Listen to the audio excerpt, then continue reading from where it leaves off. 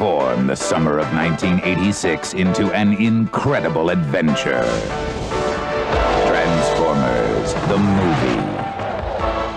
An epic story of good versus evil. This spectacular animated adventure stars Orson Welles as Unicron, Leonard Nimoy as Galvatron, Robert Stack as Ultra Magnus, Judd Nelson as Hot Rod, and Eric Idle as the Junkion warrior Wreck-Gar.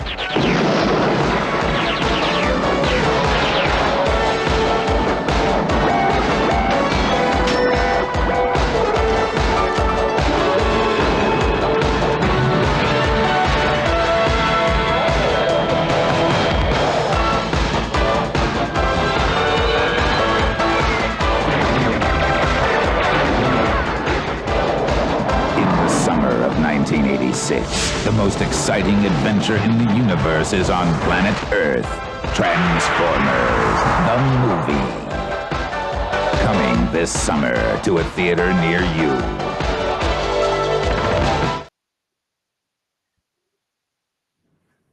It won't be coming to a cinema near you this summer because it came out in 1986. Hello and welcome to Monday Night Mayhem. And joining me tonight are a selection of Autobots and Decepticons. Michael Optimus Prime, Autobot or Decepticon? I am Michael Optimus Prime. Neither. I'm just a garage. They all come to me for their MOT. Oh, so you're the guy to see when you want your nuts tightening up. The Optimus help desk, I guess you could call me. Hello, everyone. Nice. Hello, chat. Hail, everybody. Palpatron. Hello, sir. Yes, I thought you'd appreciate the leader of the Decepticons joining your channel this evening. Who sounds eerily like Basil Brush. Nice. We shan't talk about that said fox puppet. I guess you're a Decepticon then. And joining us as well is not Brian, Decepticon or Autobot, sir. I'm afraid I'll have to be Decepticon, because it's in my nature. Can I say, evening chat, evening Trev panel, how are we all? All good at this side. I don't know about the rest of the team. Well, we're off to a bad start with the name of he who shall not be named, I thought, on the stream, Michael Bay there, so we're off to a downer. Yeah, I know. Fancy doing that, eh? Letting the side down. Big star with that one. But sorry. I got to admit, I do kind of like your style in a way. Greetings, chat, as well. I'm going to stick the chat on with us as well. So who's in there? Sword in the Storm, Hooded Man. Also, the Internet Help Desk's in there too. Hello you. Yeah. Oh, this is such a cracking film. Came out in 1986. I went to see it. I was 12 years old, and I was gutted. We'll talk about that a little bit later on. The budget for this film at the time was a staggering $6 million. But sadly, at the box office, it only made $5.8 million. So, in a way, it's a flop. No, travesty. I know. Sword in the Storm says, Bar Weep Grana Weep Ninny Bong. And I like that. We'll talk about the universal greeting a little bit later on. Shall we start with some slides, chaps? Please do. Go on. Go for it. This is such a cracking film. I love this to bits. So let's start with, Unicron.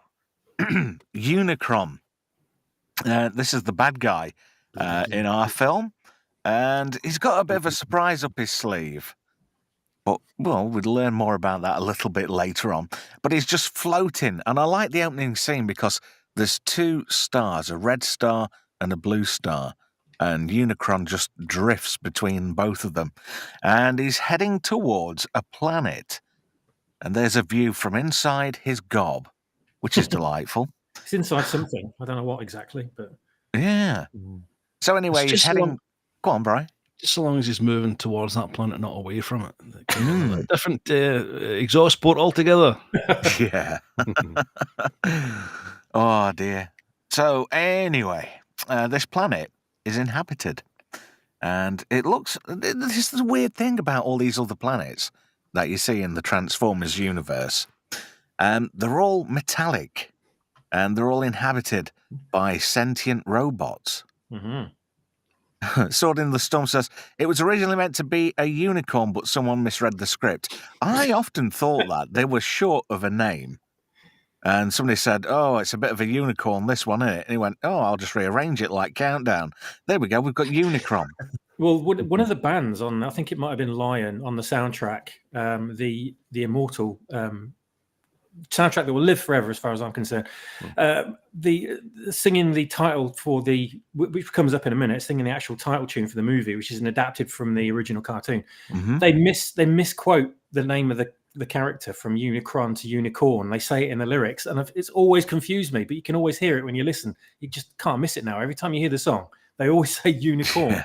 So some of them either fed a dodgy script or they misread it completely. I think it's a case of once you've seen it, you can't unsee it or unhear it in that case. But it was a great album. I went out and bought this on vinyl when it came out. Cracking album. It really is. And I think it might still be in my mum's loft. I might have to go and check that out. So anyway, this is one of our early characters. This is Granix, who was actually going to be called Granix, but there was a few changes in the production. Is this Granix or is this Orbelix? I can't remember now. No, Orbelix is the other guy. Okay, all right. They've just announced toys for these that are coming out next year. Really? Wow. And Granix doesn't look like this, so it's just made me question it. Yeah. So anyway, his chemicals that he's just had delivered start rattling and tip over. And there we go. It's Orbelix. Look, it's Unicron. Look at this animation. Look at it. Look at it. I know, 1986. Fantastic art style. I know. Strangely enough, Unicron was designed by a guy called Floro Derry. And he's pretty big on that scene for designing Transformers, especially the Diaclone stuff. Yeah. He adapted all the original toy designs for the screen. So that's why we don't quite get the 100% accurate characters that we see from toys in a cartoon. So if you can search all this online, but all his production designs and concept art for all these characters is just phenomenal. But Floro Derry is an absolute god in Transformers circles for that. He is. And I've noticed something that during the production of this film, like this scene here is fantastic. They put everything into these earlier scenes. Yeah. But then during the film, you get some scenes and they're really quite sketchy and they look washed out and cheap. And I think that's a case of that, money was starting to dry up a little bit. Yeah. And they were using cheaper paints, and then Marvel and Sunbow had sent some more cash over to Korea. And no, was it Korea or was it this done in Japan? I can't remember. Swappers. I do not know, to be honest. I always thought it was Japan, but I couldn't. Yeah. There's a mistake actually in this very scene. If you look closely at Unicron as he's coming through, the perimeter circular hoo-ha comes through and it actually cuts. I can see it now. The acetate layer is just laying over the wrong bit of animation. Yeah, they've made a mistake there. Yeah, it's 6.5 dozen the other, because that little bit to the left there, that silver thing, it goes behind that, but in front of the next piece. But like you said, Swappers, that animation quality there, it's like everything, it's gone for it. This entire opening sequence for the first 5 minutes just utterly blew me away when I was a little kid. I couldn't believe, because we were used to a certain quality of animation for the cartoon on TV. And that was better than most, better than most of the cartoons we were fed. And when we got this, it was just, what on earth am I seeing? This is incredible. All the lighting effects and the luminosity on the characters, the little graphics on the screens, the shading, the glossy sort of metallic effects they've got going on, the beautiful painted backdrops. And all that combined with this incredibly evocative atmospheric soundtrack as well. I was just, the hairs were on the back of my neck when you're standing up. We'll talk about the soundtrack in a couple of minutes, but let me just get through a few more slides. So Unicron poles up at this planet, and just look at that background. Incredible. Look at the quality of that. That's character books, it kind of makes Ulysses 31 look like a Jeremy Beadle home video, doesn't it? Only a little bit, though. This scene is cracking. This came This out scene is not up. long after Ulysses 31, did it? It did, yeah. a You were short period saying, of time. Brian?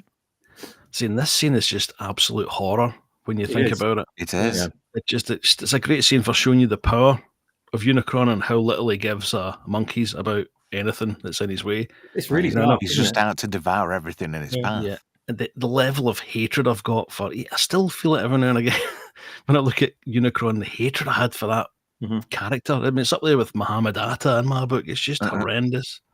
The thing I question about this scene, is there any need for a disco tash on a robot? There's quite a few prawn tashes cutting about. Yeah. This is the first time we ever got moustaches on robots in Transformers in this movie. Yeah. And why the bolts in his neck? And it's his ears, I think. I do remember reading somewhere that when Unicron turns actually into a robot, the original design actually had him with a goatee. Yeah. Really? It changes during certain scenes. He's got a little goatee, which I think is a cooler design, and then he's got a kind It of hasn't been square some. jaw in some of the other shots. I wonder if he leaked oil when he saw Unicron coming up towards the planet. Hello to Theta of the Grid in the chat. Also Andrew Broadbent as well. Thank you for joining us. So Unicron starts tearing into this planet, which we don't actually have a name of. So they start to try and evacuate. I think it's called Lithone. Really? Yeah, Yep. Lithone, yeah. So they try and escape. Kranix manages to get away in time. That's Orvalus, isn't it? His mate. I keep brown- using his The name. brown with- one. Swappers, we've got a delay here. The Sorry. brown one is Kranix is Sordy points out. Yeah, I keep confusing this guy's name with Obelisk or whatever his name is from Asterisk. Obelix, yeah. So they're all trying to make a run for it, but he was too busy gawping. Kranix gets away, but he's not so fortunate because he gets sucked back in, and he ends up going into Unicron. And I thought I'd try and get that shot because it does a close up of him, doesn't it, in his cockpit? And I like that, the level of detail. Oh yeah.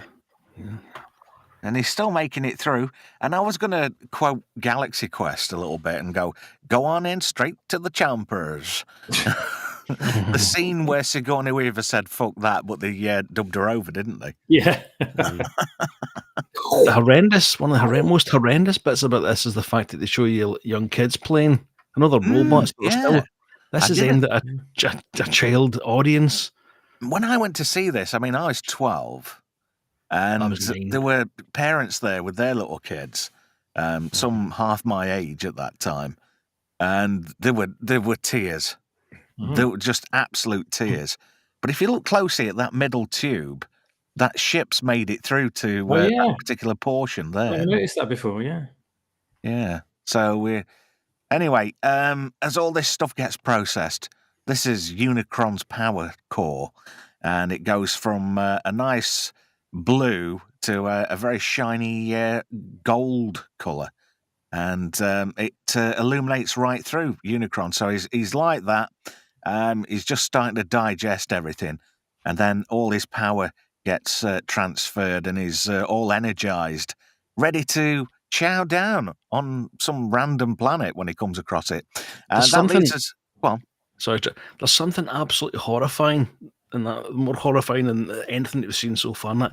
And that's the kind of peace and silence after he's just destroyed an entire planet, as if they don't matter, they never existed. It's just there's nothing left of it. There's nothing left at all. Not even asteroids. Nothing left. It's vile. It's just like he's bollocked another pot knacker down and just carried on, you know? What flavour tonight? Clagnut curry? Or shall we go with the Selby grill steak? I don't know. Oh, Clagnut curry. Anybody fancy a pot knacker while we're at it? I've never seen one of these things. This is obviously a joke I've missed out on for the last few episodes. So I don't know where have you been. Anyway, we start with the logo that we've all come to love, and then, boing, we go into the movie, and then we go like in a Doctor Who tunnel. And then we get some credits. Eric Idle as Wreck-Gar, the Junkion leader. Eric Idle, as we know, is one of the Monty Python team. And out of all the Monty Python team, Eric Idle did incredibly well in America. Americans just seem to love him, which is weird. Yeah. And they've got Judd Nelson as Hot Rod. He was in The Breakfast Club. He was going to be the next big thing, wasn't he, in acting at that time? He was in the Brat Pack with Emilio Estevez and Keith Sutherland and all the rest of them. And he kind of fizzled out, didn't he, towards the back end of the 80s? I've got no idea what happened to him. Well, last time I saw him in anything was Jay and Silent Bob Strikes Back. He played a sheriff.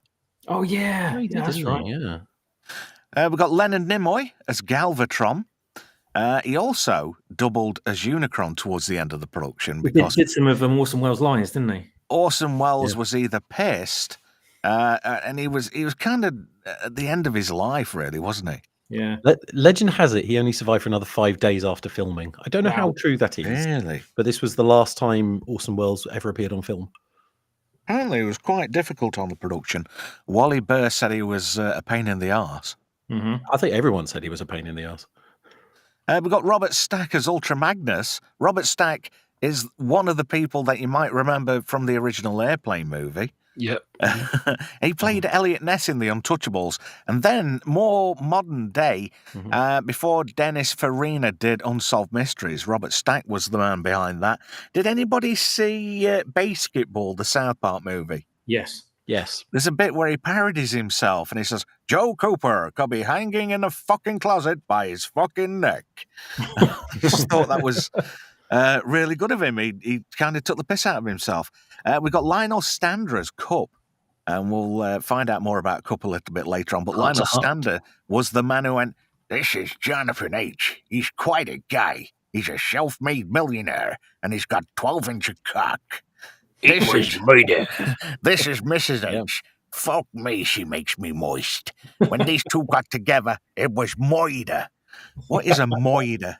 Moida. I'm not quite sure. MC says in the chat, basketball is hilarious. It is. It is. It's amazing. We should do that one sometime. Yeah, I think we're going to do that. Next week, anybody want to hazard a guess at what we might be doing next week? It's robot related. Couldn't be Robot Jocks. No, it's not Robot Jocks. Short Circuit. No. Not GoBots. No. Oh, no. I'll give you a clue. Batteries not included. I'll give you a clue. Terminator.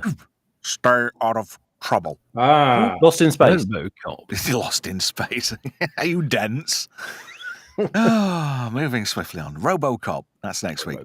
Orson Welles as Unicron. Also, Leonard Nimoy is him. But this here, Vince DiCola, the music score is phenomenal.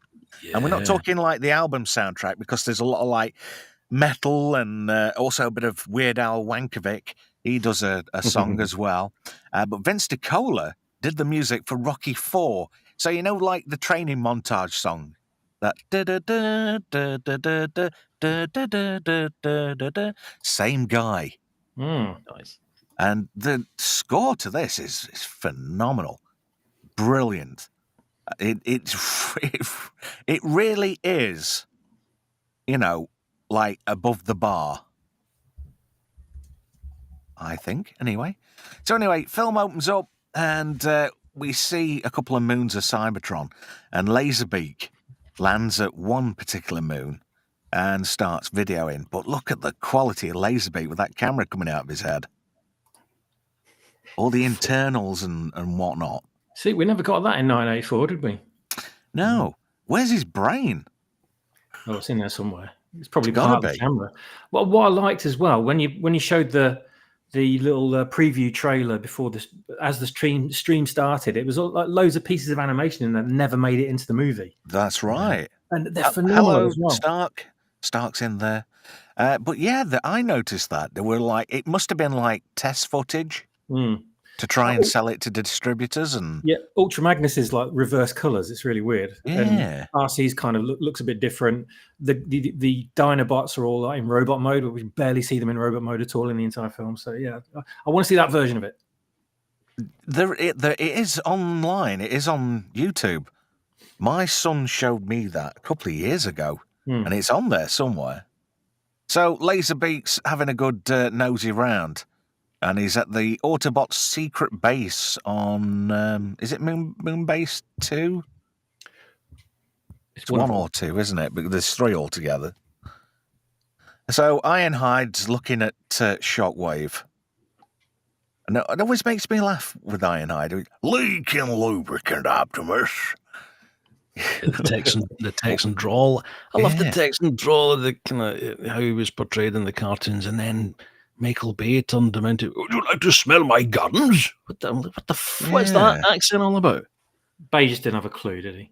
No, strange. Shockwave doesn't get a deal of airtime in this film. No, but he He's gets only in slightly about more. 5 shots altogether. Well, at least He's he's in slightly more than Wheeljack, though. Wheeljack gets done dirty in this film. Oh, well, we'll see a picture of Wheeljack a little bit later on. All this leaking lubricant, what's he need the lubricant for? I wonder. So anyway, he's frustrated at Prime. Want to start bashing heads, Optimus.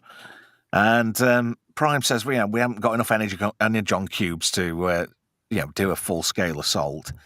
Funnily enough, both characters there voiced by Peter Cullen. Talking to himself. Yeah. So Laserbeak's recording all this, and they're going to send a shuttle to Autobot City on Earth. And, Ironhide's quite excited about it. So anyway, other moon base, Jazz is on there with Cliff Jumper. I never liked Cliff Jumper. I always thought it was a bit of an arsehole. Yeah, but he was. Jazz, obviously, voiced by Scatman Crothers. True, yeah. From the Shining of all things. Yeah. But interestingly enough, Cliff Jumper was voiced by Casey Kasem. Yeah, it was. Yeah, that's probably why I didn't like him. Shaggy and Mark from Battle of the Planets. So anyway, there's T'other Moon Base. I'm guessing there's 3. So Prime's on 1, Jazz is on 2, and on 3 is Bumblebee and Spike. And Spike's in his exosuit. Obviously, he's still with Bumblebee because they're like the best of mates, aren't they? And he says to Ironhide, when you get back to Earth, say hello to my kid. I forgot his name because I've been here so long. And Ironhide's like, yeah, sure. I think his name's Jeff. No. Keep paying the child support payments. Yeah. Oh, dear. So, and Prowl. Prowl was always a really good character. He was voiced by Michael Bell, who was in Farpoint, the Star Trek Next Gen pilot. Oh, yeah. Yes. Yeah. He was Groppler's own, wasn't he? So Prime says, launch the shuttles. And they set off. Some great, really, it's weird how in places this looks really dated and in some places it looks really up to date. Prime says here, all we need now is a little energon and a lot of luck. More than you imagine, Optimus Prime. Oh yeah, just give it away. Thanks. You knob. It comes straight out of me. I can't help it. It's Bloody spoilers. It just, I'm premature with it all. Like, every time it spurts out. Get game away.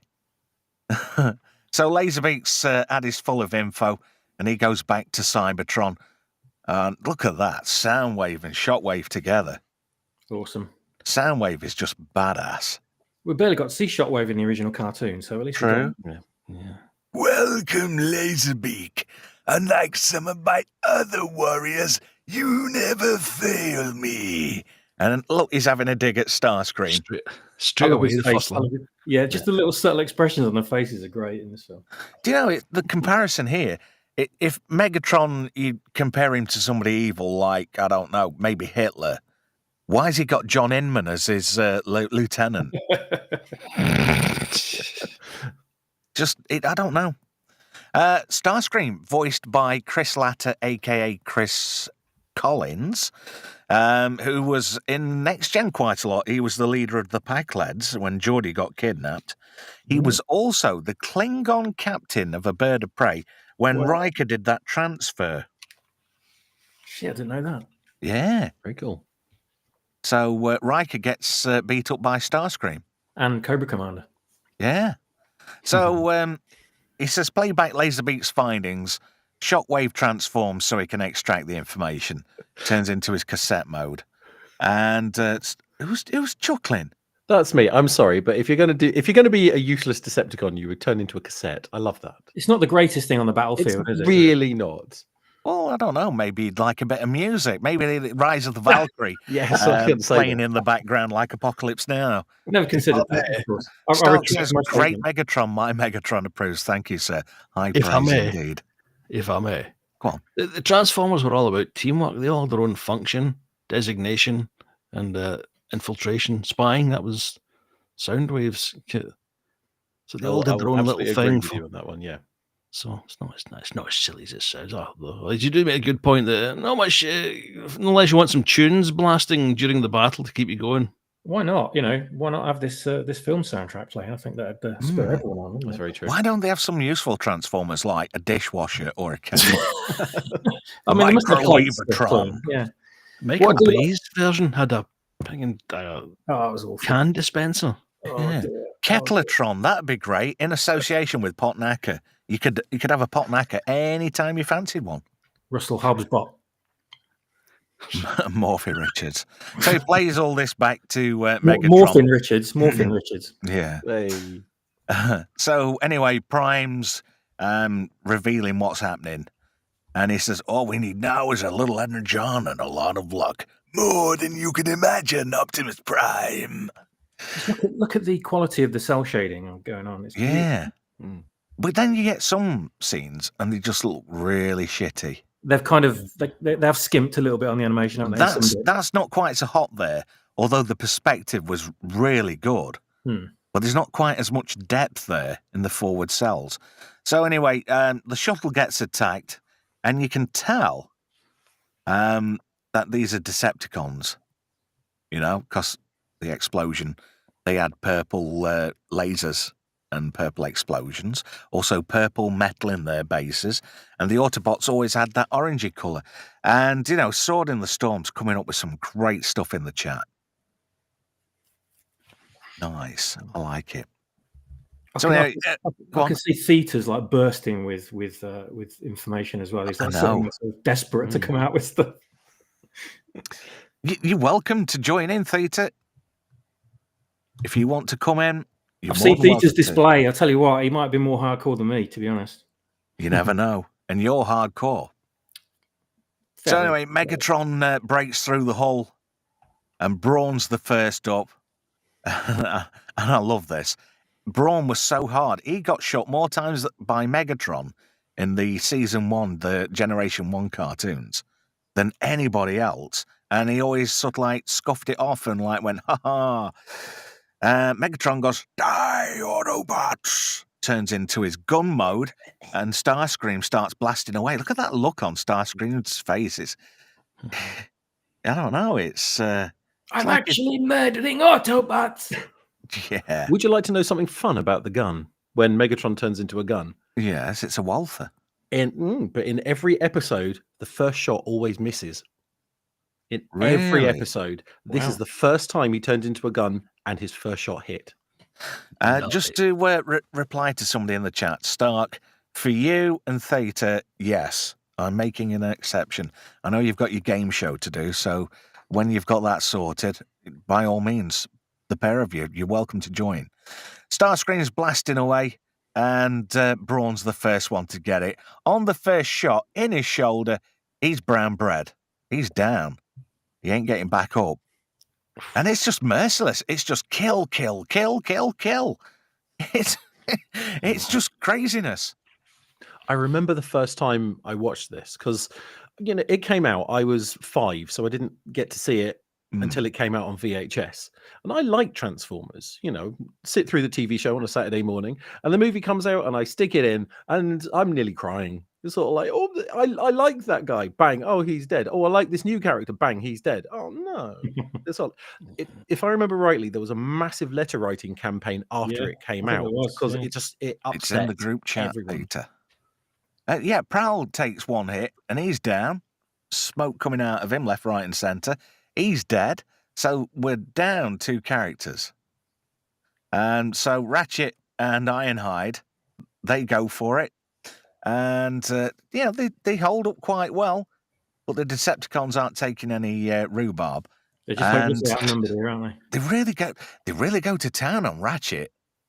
Yeah. It was a bit over. I thought it was excessive.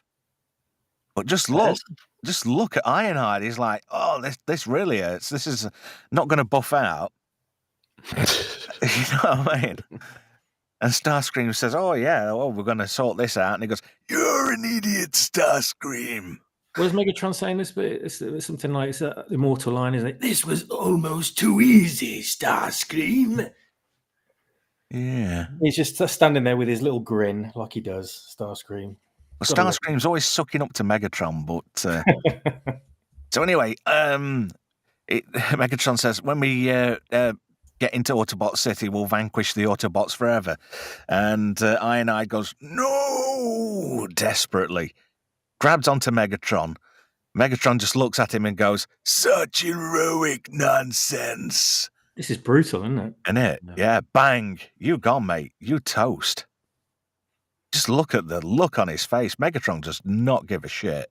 You really do get the feeling in this that the Decepticons mean business and how evil Megatron actually is. Yeah. They never really got that across in the original cartoon. Yeah. They're always pulling their punches. Obviously, it's a kid show, but in this, they can kind of get away with a bit more. And I'd love them for it to have been at this level of hardcore, edginess for the original show.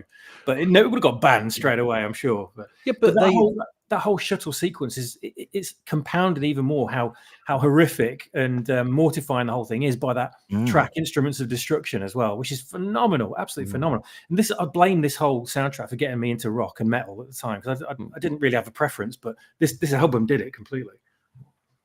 I was just going to say that when this was on TV, the censors did attack it. So it was the first, if I remember rightly, the first cartoon series.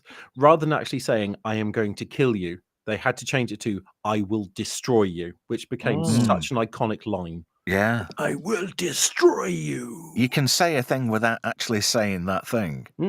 Exactly. So anyway, we go to Earth, year 2005. I like how they highlight that at the beginning of the film. It is the year 2005. The distant past. Okay. Brian's just having a few issues. He'll be joining us again shortly. So this is Daniel, Spike's son, with Hot Rod. And they're doing a spot of fishing, as you do. Robots just love fishing. And Hot Rod, he's a young'un. He's only a year old in this. Bizarre. How do you know that? Is there information on this? There is information on this, yes. I did not know. So anyway, obviously, he's babysitting Daniel. And, he catches a fish. Daniel's dead impressed.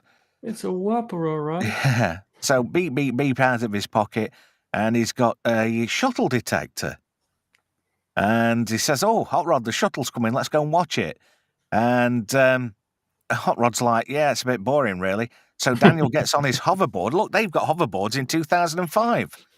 Hoverboards over here only go up in flames. They really did try to make it every boy's dream, didn't they? This whole sequence. So Hot Rod goes running after him. Daniel's skating along, but he gets a bit overconfident, hits a rock, goes flying, and luckily enough, Hot Rod just catches him. And that's a cracking scene. The detail in that scene itself is just brilliant. You don't notice the repetitive motion of the background, do you? Like you can see here. But he focuses completely on the action. It's just awesome. Well, they actually made, because it was moving that fast, you didn't notice. Yeah. It's only by chance that I've got this exact shot, you know what I mean, from doing screen grabs. So anyway, he says, if you're going to ride in style. He transforms, and Daniel ends up in his insides, which sounds a bit wrong, really, doesn't it? Just look at that. That is a fantastic shot in itself again. Yeah. You've got the reflection of the sky, you've got the cell shading, you've got the shadow, you've got the animation behind the animation. So this is our first look at Autobot City. And that was originally going to be Metroplex, Yeah, I think they got confused with how it was. There's elements of this that were in the Metroplex toy. And I think because Metroplex was kind of still in development at this time, so nothing was finalized. So they just went ahead and kind of did their interpretation of what they thought the city would look like. But it's cool to see that there's parallels between this and the toy, but even though none of it was finished. I think they addressed that in the comics later on. Metroplex is supposed to be underneath it, apparently. So they said anyway. MC says so many cartoons had repetitive backgrounds, especially Scooby-Doo. Zoinks.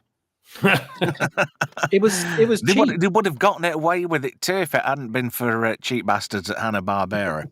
Yeah. But it's good. It was introduced to Cup, voiced by Lionel Stander, which is Moida. He's perfect for the role, isn't he? He's like an old sage. Yeah. He's basically he's a Yoda type character.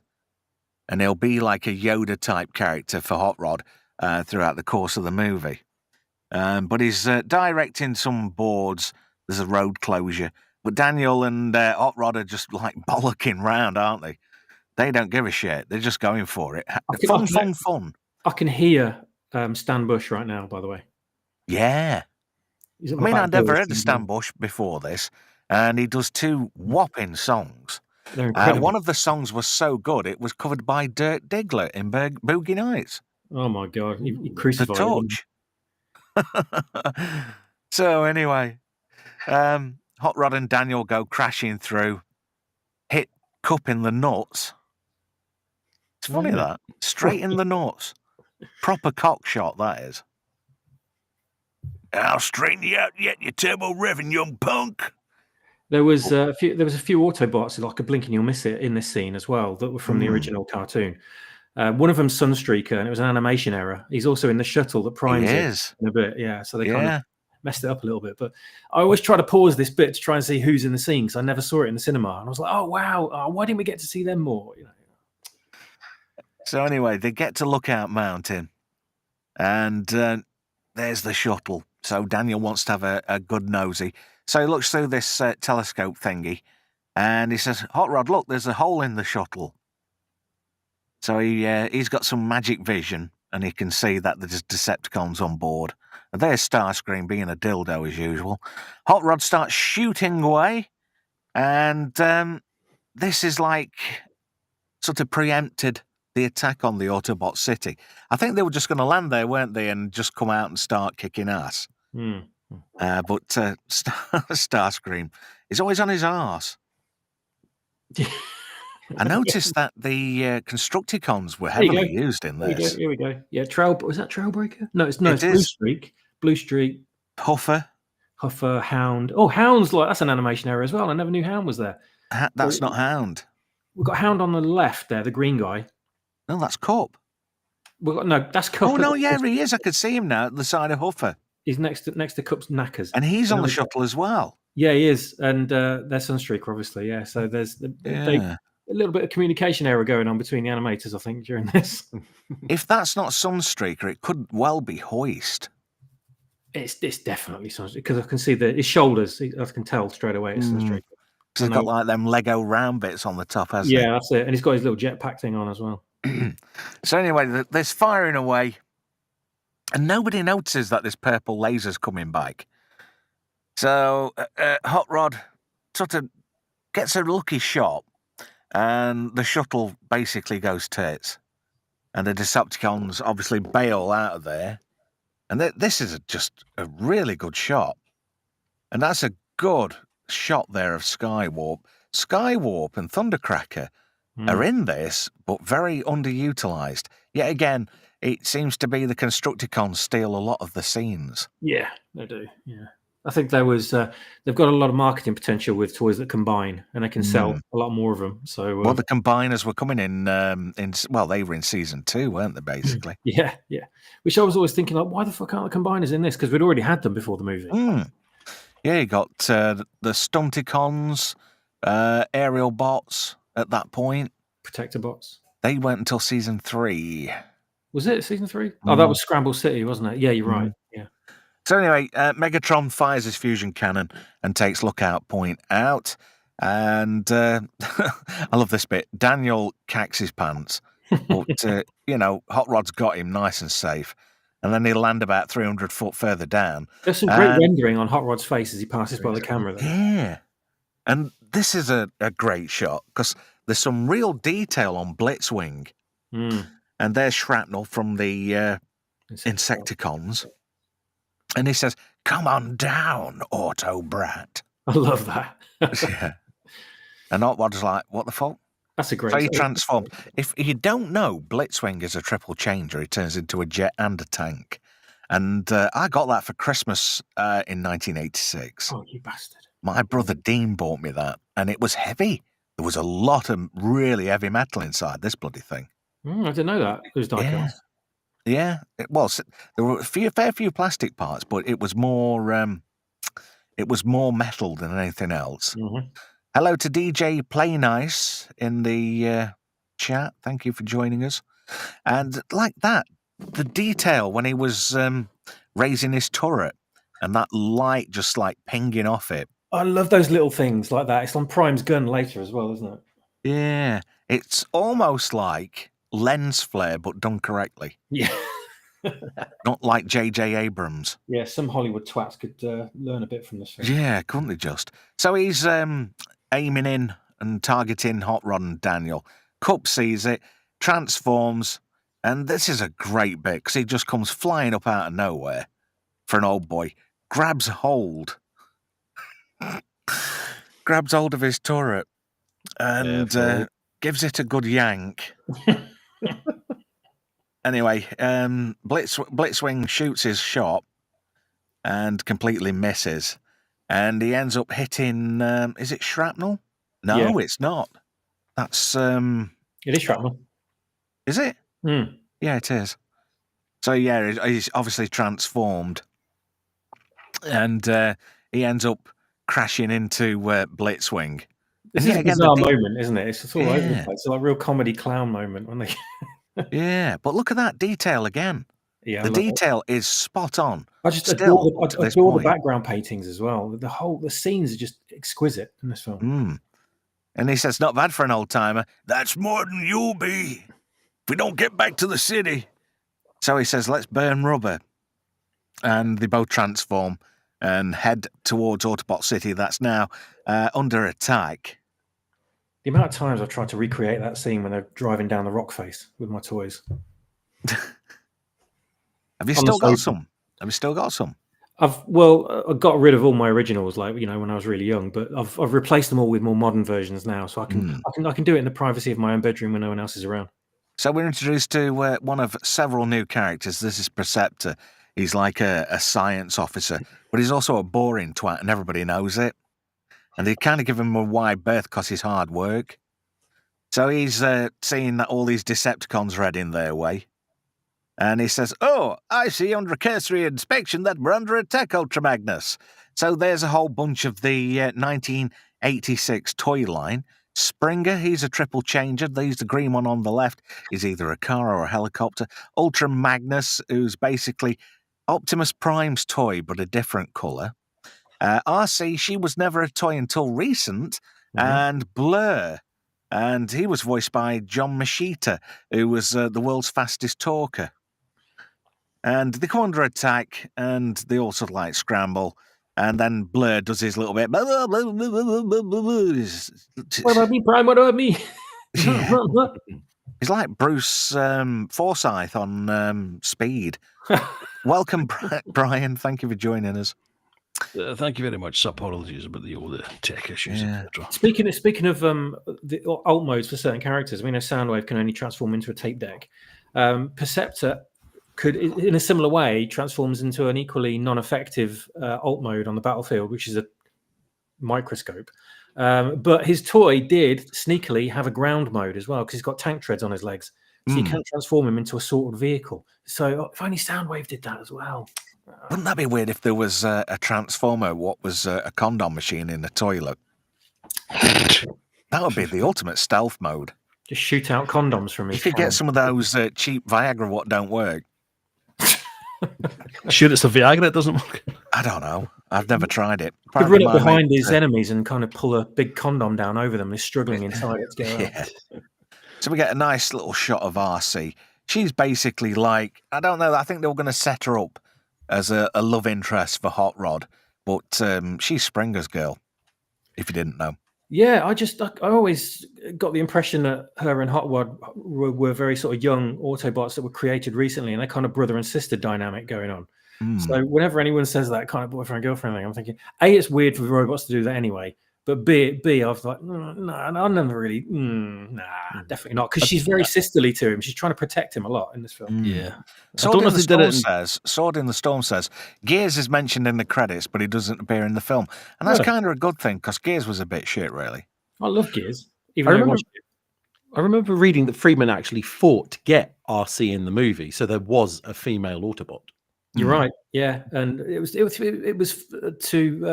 attract. I think it was his daughter or his niece or something like that to it. Yeah, it was sort of like for one of his relations. It was sort of like so they had something that they could play with along with the brothers. Yeah. Do you notice that Springer is the one who actually says we need to close, we need to transform Autobot City, we'll just leave them out there? I don't know if that's a deliberate little ploy to get rid of, if the writers did that and to put that in there as if, we don't want Hot Rod in this. Well, Flint Dilley, who wrote this, did it under a lot of duress. Because he said, you get rid of some of these characters, there's going to be backlash. And Hasbro said, no, we're going with the new toy line. We need to get rid of last year's toys before we can introduce this year's toys. Yeah. This is before they conceived the fact that you can upgrade old characters to look new in new sort of powered up guises. They never really thought of that at the time. They just created new characters. Yeah. So Springer and RC are tasked with transforming Autobot City. So they start pulling levers and gears. This is some amazing animation going on here. Yeah. It really is top notch. You can see it was designed for, boys, because it's literally just 2 minutes of things happening, and it's because it's stuff happening, you watch it. Yeah. I love it. Sword in the Storm says, Wheeljack was written as a misogynist in the first draft, having issues with RC doing stuff. Yeah.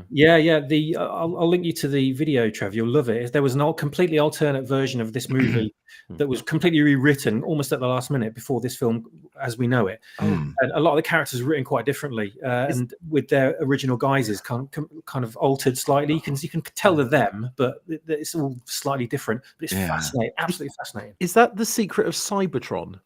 Is that what it's called? Because I remember that being the name of an alternate script. I don't know. It could be. I don't know. I'll have to check on that.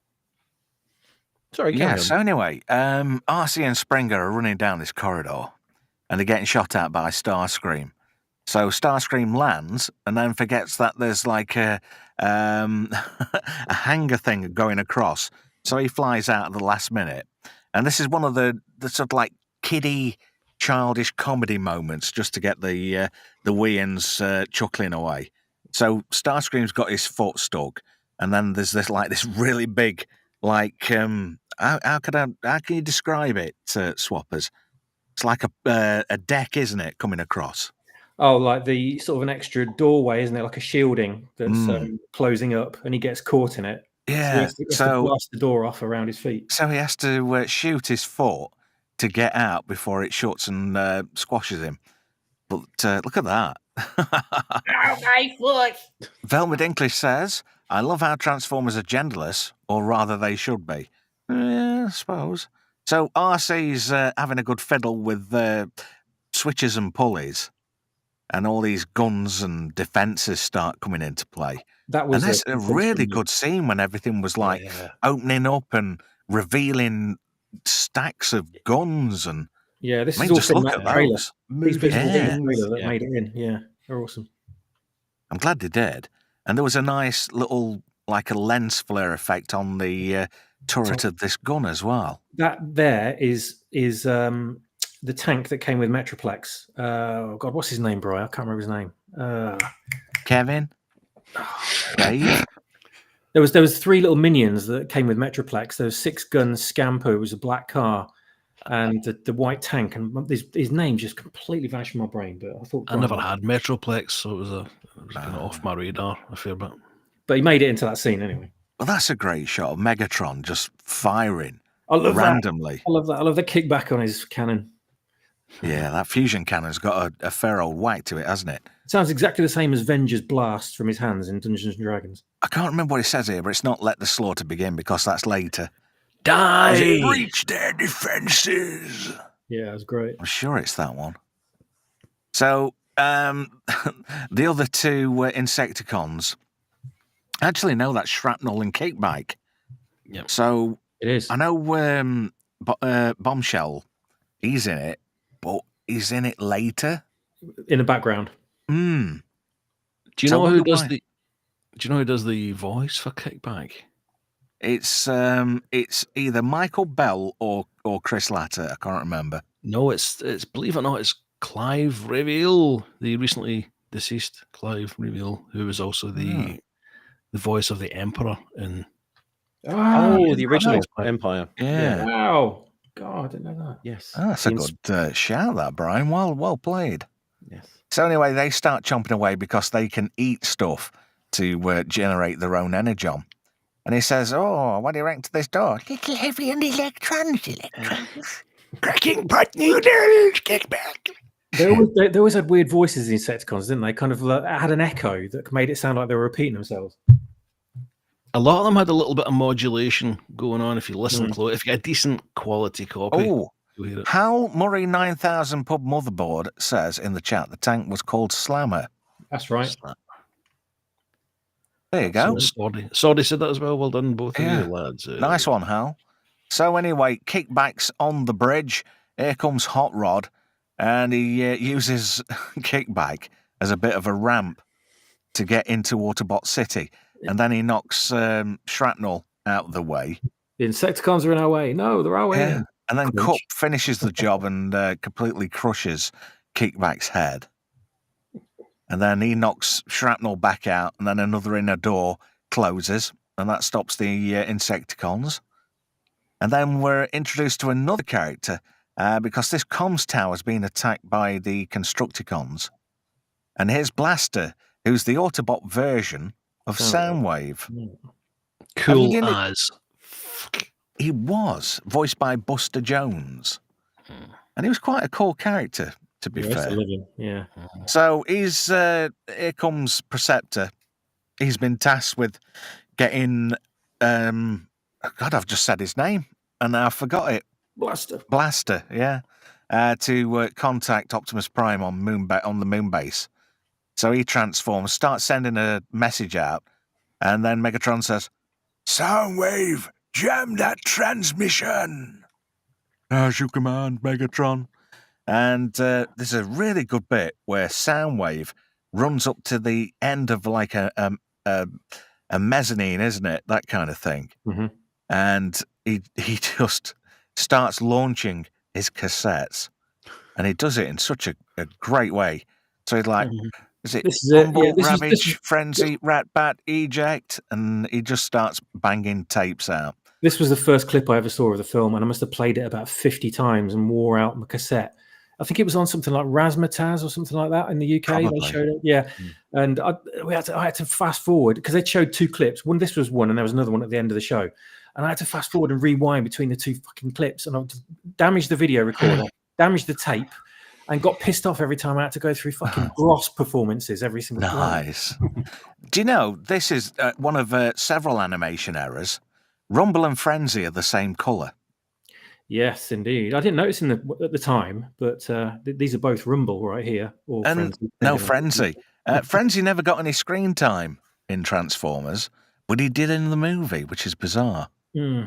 This is Rumble. Rumble was red in the toy. But there we go. He's back to what they should be now. Strangely, they got it. They got it in reverse. So we got Rumble here on the right, which is blue for the animation. Mm-hmm. Yeah. And that's your Premiership football shafted there with the satellite dish going down. Yeah. Well, Z won't be getting that Dutch. What was it? It was on Red about Hot last Dutch. Red Hot Dutch last week. RTL. I don't know. So Rumble puts his pounders on and says, "First we crack the nuts, then the shell inside." No, first we crack the shell, then the nuts inside. Wrong way round. Strike that, reverse it. And Ratbat and Ravage are on standby. I love the animation on Ratbat here with his wings. It's brilliant. Thing is, though, right, Frenzy's power was a sonic blast. But he has pile drivers the same as Rumble, which is not true to the toy. No, they got it right in the comics, but not in the cartoon. So they start attacking Perceptor because he's a bit of a mincer, really. And Blaster, he's not taking no shit. He kicks Ravage into touch, and then he starts ejecting his own cassettes. So he's got some to rival Soundwave's cassettes. So the cassettes start fighting amongst themselves. And he says to Blaster, he says, "Did our message get through?" And Blaster says, "I hope so. Otherwise, we're going to end up looking like burnt-out toaster ovens." Or words to that effect. So this is a great bit. The Decepticons are starting to make a bit of headway. They're gaining some ground in the Battle of Autobots City. Oh, hello. Look, Kickback's recovered. Oh, yeah. Both of them have. Oh, yeah, and shrapnel. Yeah. It's funny, that. I think they had an excess of that paint. So we're getting to an interesting bit. Here's a bit of a rocket launcher. Hey, and who's that on the left there? Well, I'll show you in a second. You'll see who it is. So RC's all concerned and she's dragging bodies. And look who's there. Wheeljack. Oh, dear. Oh, dear. So that's what it gets for being a misogynist. And Windcharger, sadly. Yeah. And sometimes, hang on, go back. There's like a dildo device. Oh, it's a rocket. I thought it might have been that Chegwin that Z was getting excited about last week. Oh, dear. So they all start pushing this rocket launcher so they can start firing it. Megatron says, "Constructicons, merge for the kill." So they transform into Devastator, which is like the first combiner, which is just awesome. Sadly, the toy itself was flimsy as fuck.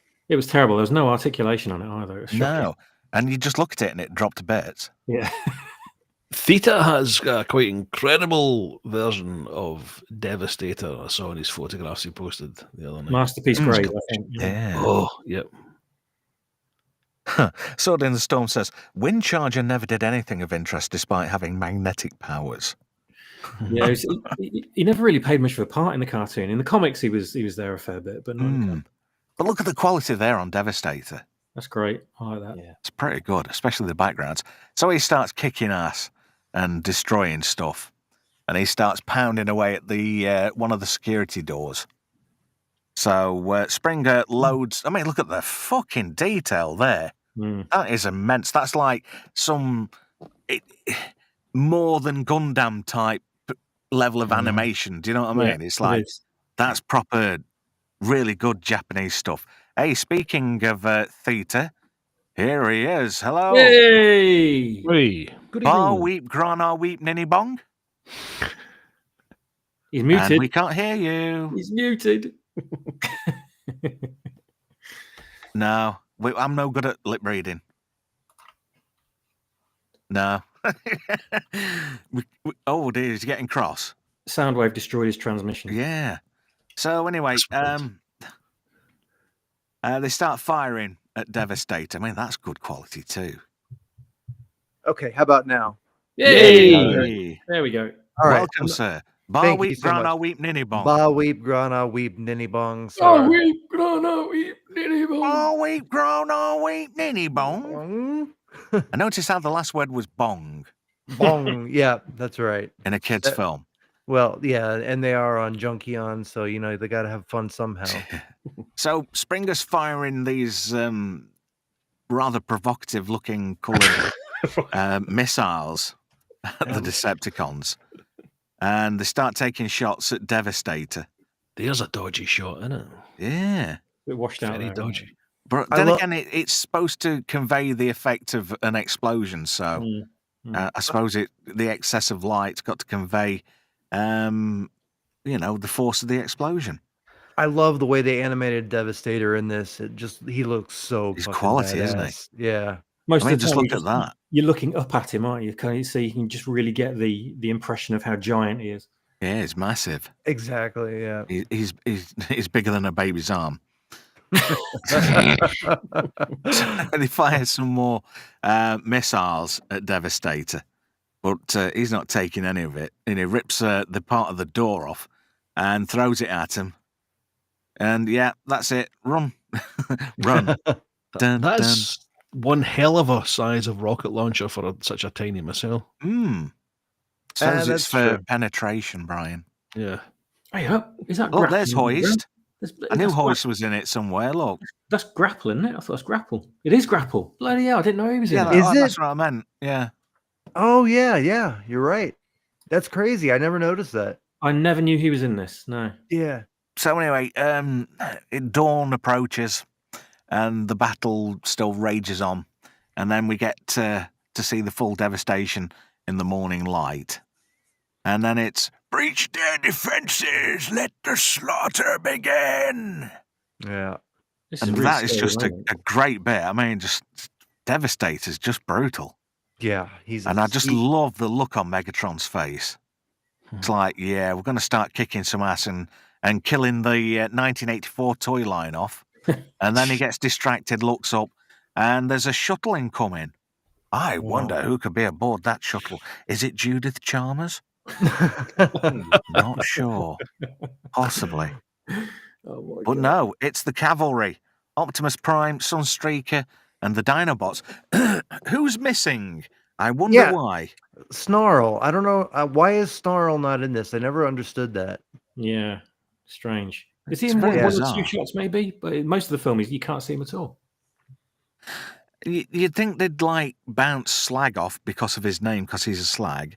Yeah. I mean, And, they created a whole fuss about his name. They've changed him to Slug, to a bunch of different names, but he's always Slag. He'd always be slag. That's right. Yeah, it's funny how some of these Autobots can be in two places at once. So they drop out of the shuttle and start flying in, and then Grimlock transforms, and Devastator's like, "Oh shit, not these dumbasses!" Because there's always been that sort of rivalry between the Constructicons and the Autobots. They were built specifically to fight the Constructicons. The very last episode of season 1 is Heavy Metal War, and that's when Devastator and the Constructicons came for the first time, and the Dinobots stood tall, and they were like, "Fuck your decision, Optimus Prime. We're gonna take care of the home base." It was awesome. I love that. That episode was awesome. There's a bit of a surprise. You don't expect what's coming next, and Grimlock comes in. And Devastator kicks him straight in the nuts. Look at his face. Proper cock shot. That's his ball bearings balls, isn't it? and that's not even the best one. When he goes for sludge and the eyes pop out, the big googly eyes. You have that. Oh, scene? you mean this bit? What's just coming up here? Yeah. Yeah, look. Right there. Those eyes. The toy that I have actually came with those eyes, so you can reenact the scene like being crushed and the eyes popping out like that. It's funny. It's certain little silly bits like that, what they put in for comedic effect, and it kind of lets it down in a way. I think it's just to emphasize the impact, isn't it? But it does. You're right. They shouldn't really be in there. But yeah. And he's doing what's that move the Undertaker does? The tombstone pile driver? Pile driver?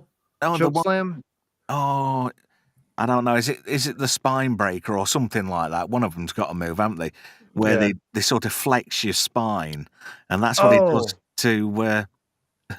You're thinking of Lex Luger. He does the torture rack. Yeah, that's probably he does what that. I'm thinking of. Does the thing where he gets him on his shoulders and he pulls him like down. Yeah. I'm not trumping. It's my chair. So till the guy gets choked, Slag comes in, and he actually does something. I love that, but he just goes straight in and rams him and then just walks off. Yeah, he just walks off. I've done my part. Then Swoop comes in, and Devastator moves. Some of the door comes down, and then he's knackered. That's a bit silly in that. Yeah, he's screwed. He's down. And Devastator's like, oh, I'll be all right. And this is one of the most iconic scenes in the whole entire movie. Oh, God. Yeah, I got chills. Must be stopped, no matter the cost. And he transforms. I always hear that song after that. Yeah. And then he transforms. Oh, look. Did you see who was there? Hound and Sunspeaker. Yeah, again. So Prime transforms. And as the music starts up, I love this bit where he's like coming across that bridge. And you get like an epic feel of the scale of how big Autobot City really is. I love the fact they put how the city gets its power from hydroelectricity as well. Yeah, but I don't know how, because the water on the other side of the bridge is it's lower. Yeah, exactly. It's exactly the same level. Must be magic. So the Decepticons are making a run to breach Autobot City internally. And I like how Megatron just steps straight over Swoop, who's trying his best. And then, I love this. The Decepticons are running towards this door. There's Soundwave. And then Dirge turns round. And there's Blitzwing and Shrapnel there. That's and then, doosh, oh shit. He's up in the air. Yeet. And then, Shrapnel's trying to run away. He gets skittled by Prime. Again? Boom. Yeah, again. He spends more time face planting than anybody. Blitzwing, because he's a new character, he's smart enough to get out of the way. Yeah. Bit of plot armor saving him there. Yeah. So anyway, and they're all shooting at Prime, and they can't do anything to him. And he does this amazing move where he like has rocket jets. Basically, it looks like he's done a massive fart, and he's just he pulls an diesel. He pulls an Anakin Skywalker, jumping over him. High ground. Sword in the Storm says, "Love this scene," and Tom says, "It's fair to say that when we were kids, Transformers blew our freaking minds, man." And the Hoodie Man says, "It still blows my mind." Thank you, MC. Says I did a very good impression of Megatron. I do try. You did, man. Years of practice, because Frank Welker's a hero of mine. This always confused me a bit, because in the film, and it's kind of a blink and you'll miss it when that kind of rocket boost comes out from underneath him. And it's only in repeated views when you get older you notice it, really. And I thought, what is that? We never had that on a toy. How does he do that? He's not got rockets underneath him. What's going on? And in the latest iteration, the latest toy, they've actually included the blast effects for this, so you can recreate the scene of him like boosting off the ground. But just look at that. Just look at the quality of that. It's beautiful. This is the iconic pose coming up right now. That gets used everywhere. And this, it just flies down. It takes Soundwave out. Takes them all out, yeah. And then he lands, and then he finishes the rest of the newer jets, Ramjet and Thrust. He takes them out. Oh, look, Shrapnel's there on the floor again. Yeah. It's a bit wank, really, if you think about it. Not a very good Insecticon, are you? But then again, I think they're just, I don't know, they're the baddie of the week, aren't they? Pretty much, yeah. They can kind of replicate themselves. They only had one really good episode where Bombshell put chips in all the Autobots. The mind control ones. Yeah, the mind control, exactly, yeah.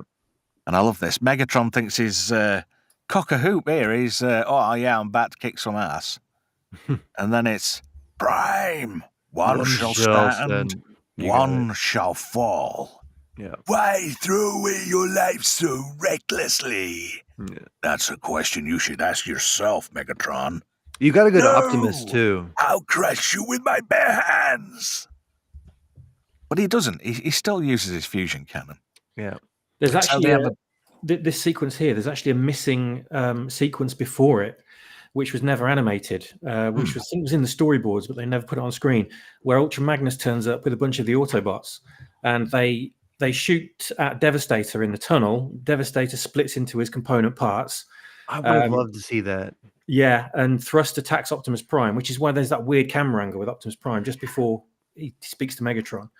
And Optimus Prime smashes him into the ground with a wrestling move, and then he kind of turns to face Megatron. And there's a whole sequence missing, which I never knew about, but I'll send you the link to it. It's great. Cool. I would love to see that too. That sounds awesome. Yeah. So they start having a good old scrap. And then Hot Rod says, I've got to help Prime. And Cup says, stay away, lad. That's Prime's fight. Well, there's an ulterior motive. And we'll find out more about that later in the grand scheme of things. So Prime chucks Megatron around. There's a bit of a shard of metal there just under his fusion cannon, which he throws at Prime. Yeah. And it hits him in his left side. And that's going to be a bit of a point of contention a little bit later on. So even though he's going to crush Prime with his bare hands, he still uses his fusion cannon. Well, that fusion cannon's a fucking monster. I mean, it's badass. Yeah. In the comic books now, in Skybound, Optimus chopped off his arm, Megatron's arm, and now he has it fusion cannon. I actually did a customized version of it right here. And he looks fucking sick as hell, man, with that fusion cannon. You know the fusion cannon sound effects on the Hanna-Barbera sound effects library, and it's called Jeep. And it sounds nothing like a fucking Jeep. This is a good shot of Prime coming up towards Megatron. Theta, was that a masterpiece figure? What grade is that? This is a Transform Element. This is the Transform Element version. This was the first one that I got. Oh yeah. But yeah, I customized the entire arm myself. Nice. Yeah. We've got that one. How many swappers? You've got the one. I've got one. That's the Transform Element. That came out before the one that we've got. We've got the Magic Square, I think. I have the Magic Square. I have the Takara. I have like 4 different Optimuses. This is just the one that I used because it was like the least articulated. So I just wanted to add the arm on that. What are you talking about? Z's just says, "Bring that up, Trav," and let's see it. I'm not sure. Want to see it? Z wants Theta full screen so we can actually have a proper look. Oh, there we go. How do I make you? Hang on a minute. Let me just make you big for a second. Oh, I'm big. Hey. Yeah. See, I customized the little thing. Oh yeah. This is like the trigger, or not the trigger, but the thing you pull back. The hammer. That's it. Yeah. So I sculpted this and colored it all, and I think it looks pretty damn good. That looks the shiznit.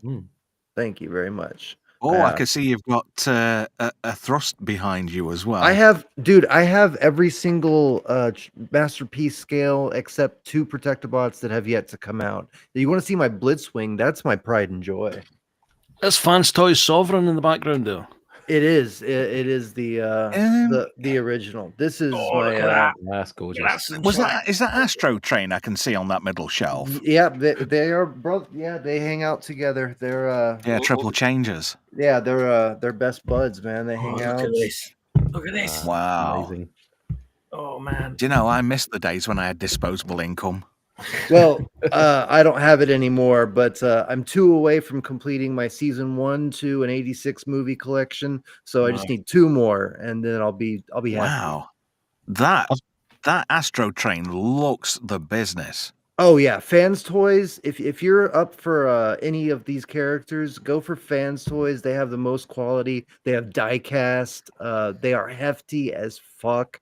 They you can do so much posing with them. They look amazing in both modes. They're very highly premium figures as well. They're made from the best materials, and they've got die cast. I'm not surprised. Really very good quality. And I bet for what you're paying for them, they deserve to be made out of the best materials too. Yeah, exactly. And the funny thing is, y'all, Sword in the Storm. You're asking about the Galvatron. They're making a 2.0.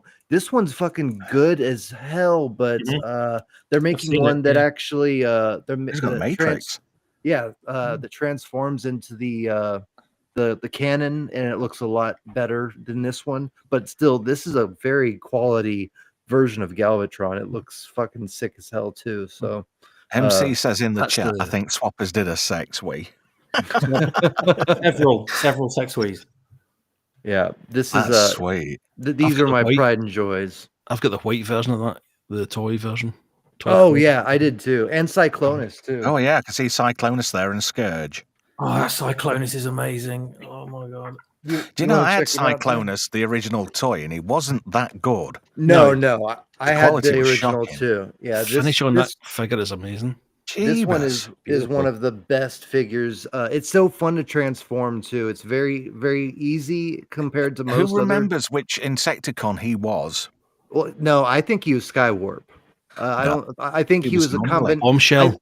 I think it was. Well, we'll get to see. We'll get to see who he is. But he was one of the Insecticons. The Armada, I think. Skywarp was the second one, the sweep. No, that was Armada. We'll see. We'll see. Yeah, we'll see. We'll get to that. We will. We'll get to it. Bombshell's definitely one of them. Yeah, Bombshell was the Armada from Cyclonus, but the original Cyclonus is Skywarp. So let's crack on with this then. Hooded Man says he needs to change his underwear. Sword in the Storm says Bombshell. Yeah, I thought it might have been. And I think you said that as well, didn't you, Brian? Yep. Yeah, it was. He was the Armada. The Armada thing, that was a strange one, wasn't it? Because initially we all kind of thought the Armada was just going to be his group of troops. Yeah, but they never used character, it. didn't they, later on? No, they never used it. Scourge had his sweeps, but they never used the Cyclonus Armada. It was Just talk amongst yourselves just for 1 second, guys. I've just got to see something. yeah. They made it. Yeah. Did they not make it in a comic or something? They turned the Armada and made it into an actual character called Armada.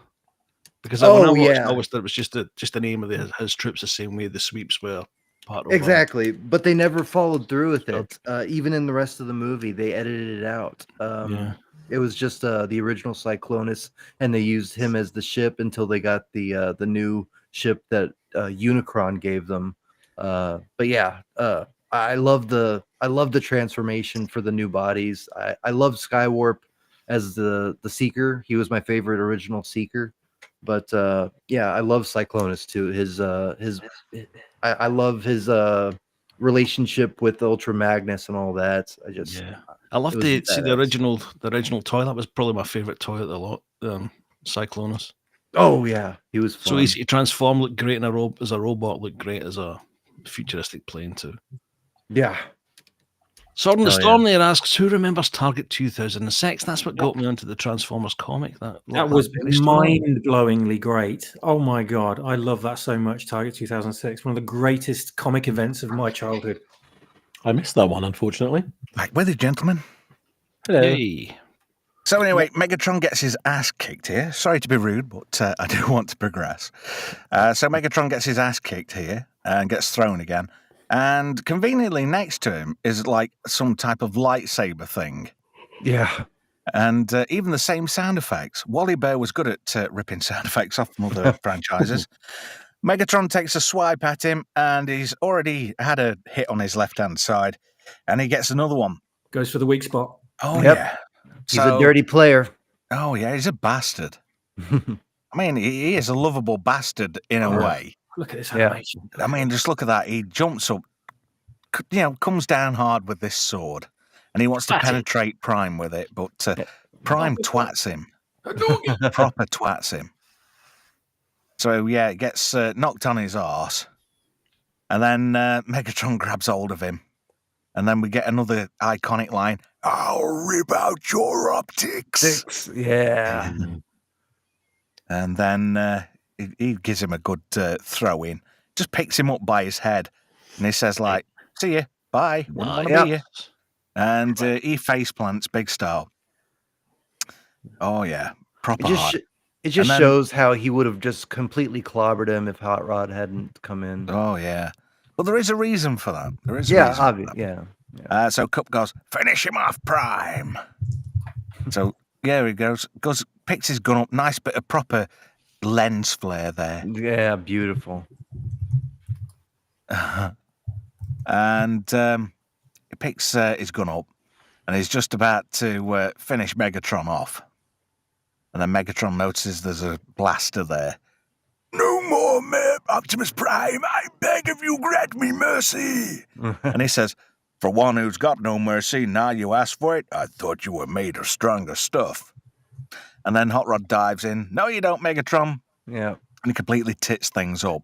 Yeah. And Megatron just starts shooting at Prime's now weak spot on his left-hand side. And he's going, "Fall! Fall!" Hot Rod's basically, can I be your hostage, please? He's got a bit of Stockholm syndrome going off, isn't he? So anyway, Prime's taking hit after hit after hit.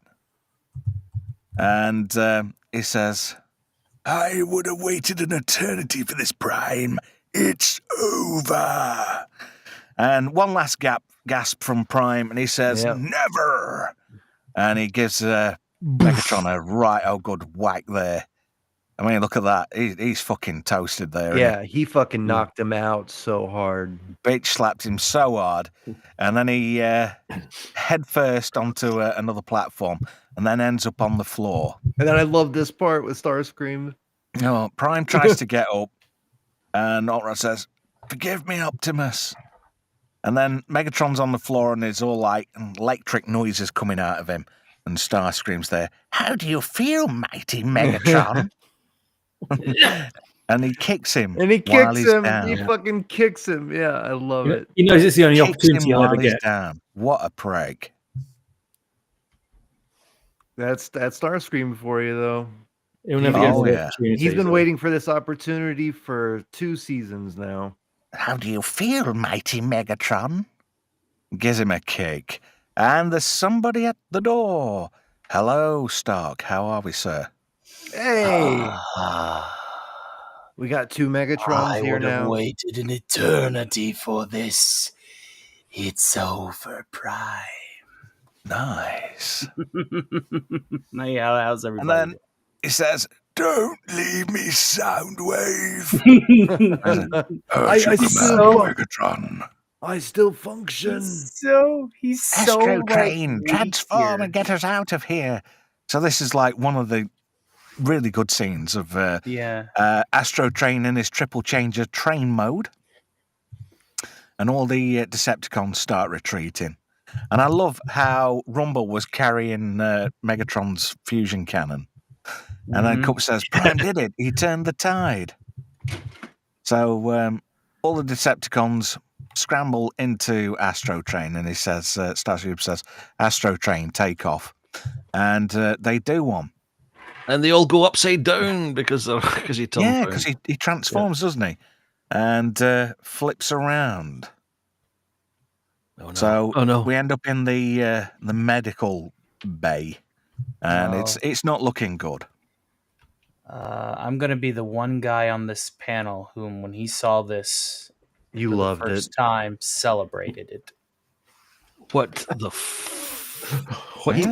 Stark is a Yeah. sick man. I am a Decepticon riveted and welded as Vector Sigma intended since I was a young lad. You were destined to lose. Before Cybertron was, I was. Yep. He was a memory core, a Quintus on memory core. Oh you yeah, know that? Vector Sigma. Yeah. Vector Sigma is And the Quintessence Matrix memory core. is a storage unit, a memory storage unit from Vector Sigma. Yep. Basically like a RAM module. Yeah. He's basically the original womb of the Transformers. Mhm. So anyway, Optimus Prime, he's knackered. And he's like, oh, don't die, Prime. Don't grieve. Soon I shall be one with the Matrix. What, Neo? And then he says, I'm gonna make you the gaffer, Ultra Magnus. And he says, I'm just a soldier, Prime. So was I. One day an Autobot shall rise from our ranks and light our darkest hour. So this is all a setup. We know what's coming. It's Yeah. Chekhov's gun 101. Yeah. So For sure. Prime's dying. He passes on the Matrix. This is said Matrix. And you know what? I love the design of the Matrix. Like this was a very amazing. Like the first time I saw this, I was like, "That's a fucking cool looking device that symbolizes the leadership of the Autobots." And it's a RAM module from Vector Sigma. Who knew? Yeah, yeah, exactly. It really does. It resembles Vector Sigma as a whole. Yeah. Well, apparently, there was a rumbling that all this was by design to flush out Unicron. So Vector Sigma could destroy Unicron. That makes sense. So it's Yeah, so it's like a Star Wars prophecy of the one type of thing. Vector Sigma's power was opposite to what Unicron's was, so he could cancel him out and therefore destroy him. Mm-hmm. Now, Unicron is unfortunately will never truly perish. Deeper lore into Unicron is he is a force of nature. He is the pure representation of evil, and that is the reason why you can never truly kill Unicron. He brings Starscream back in season 3, which is Yeah. So anyway, this is the Matrix. It illuminates the entire room, and as he passes the Matrix onto Ultra Magnus, he drops it because he's obviously weak and he's dying. So Hot Rod sees this, goes in to catch it, and it reacts to him. I wonder why. Yeah. So I wonder what that little light was for. So Ultra Magnus has now got the Matrix, and this is the moment where Prime sadly dies. He turns from Optimus Prime into Winalot Prime. I do love how he loses his color. Look at that. I could turn him back on and off. Have you tried turning it off and back on again? Optimus, there's somebody outside. She says, "You've got her pregnant." I'm gone. Oh, it's just a joke. She's a fit bird. I'm back. No, I'm back. Oh dear. This is also a good allegory for the times Prime has always died as well. It's like, oh, Yeah, Optimus he's had Prime's dead more again. comebacks than Shawaddy Waddy. So Prime dies and then turns black, which is weird. And the music's really grim and somber. In the It's original, metal he basically turns to dust. But they changed it. In the original theater version, he turns to dust, or maybe it was the test screening. But I remember seeing a scene where they originally had him turning to dust, but the kids were like so upset that It means that he was fighting the cosmic rust this whole time. Oh, Matrix wow. was the only True. thing keeping him alive. So Unicron, in his brain, he sees what's happened here and that the Matrix has been passed on. He knows the Matrix can destroy him. And he keeps losing his shit all the time, doesn't he? Like, well, that's not Orson Welles doing that scream. That's actually Leonard Nimoy who does that scream. Yeah, so Astro Train's struggling. He said, "Lighten the load, else I'll never make it to Megatron." And Starscream says, "Oh, fellow Decepticons, Astro Train's asked us if we can help lighten his burden." And then one of the Constructicons says, "Oh, it's survival of the fittest." And then Starscream says, "Do I have an eye?" "Aye." "Nay." "Nay." So all three of the Insecticons are buggered, along with Skywarp and Thundercracker, who were very underutilized in this movie. So which is a damn shame because I love the Command Triome. They are awesome. Well, and you missed one of the best lines in this is when they start fighting, and then Rumble comes out of. We haven't got to that bit yet. Okay, God. Hold on a second. My bad. Silence. And then Starscream says, "Oh, how it pains me to do this." Wait, I still function. Wanna bet? Starscream! And it's just a great scene. Yeah. Oh, that's right. You're right. The look on his face, like he's gutted. He's fucking gutted. Look, I've just lost my leader. Oh dear, too bad. Never mind. I guess I'm the new leader. Wait. The Constructicons formed Devastator, the biggest robot. We should be leading. Constructicons inferior, Soundwave superior. Who'd follow an uncharismatic ball like you? Ain't nobody called Soundwave uncharismatic. We did that in perfect unison. Hell yeah! Wow. And then they start having a little bit of a civil war. Devastator gets fucked over by Rumble and Frenzy.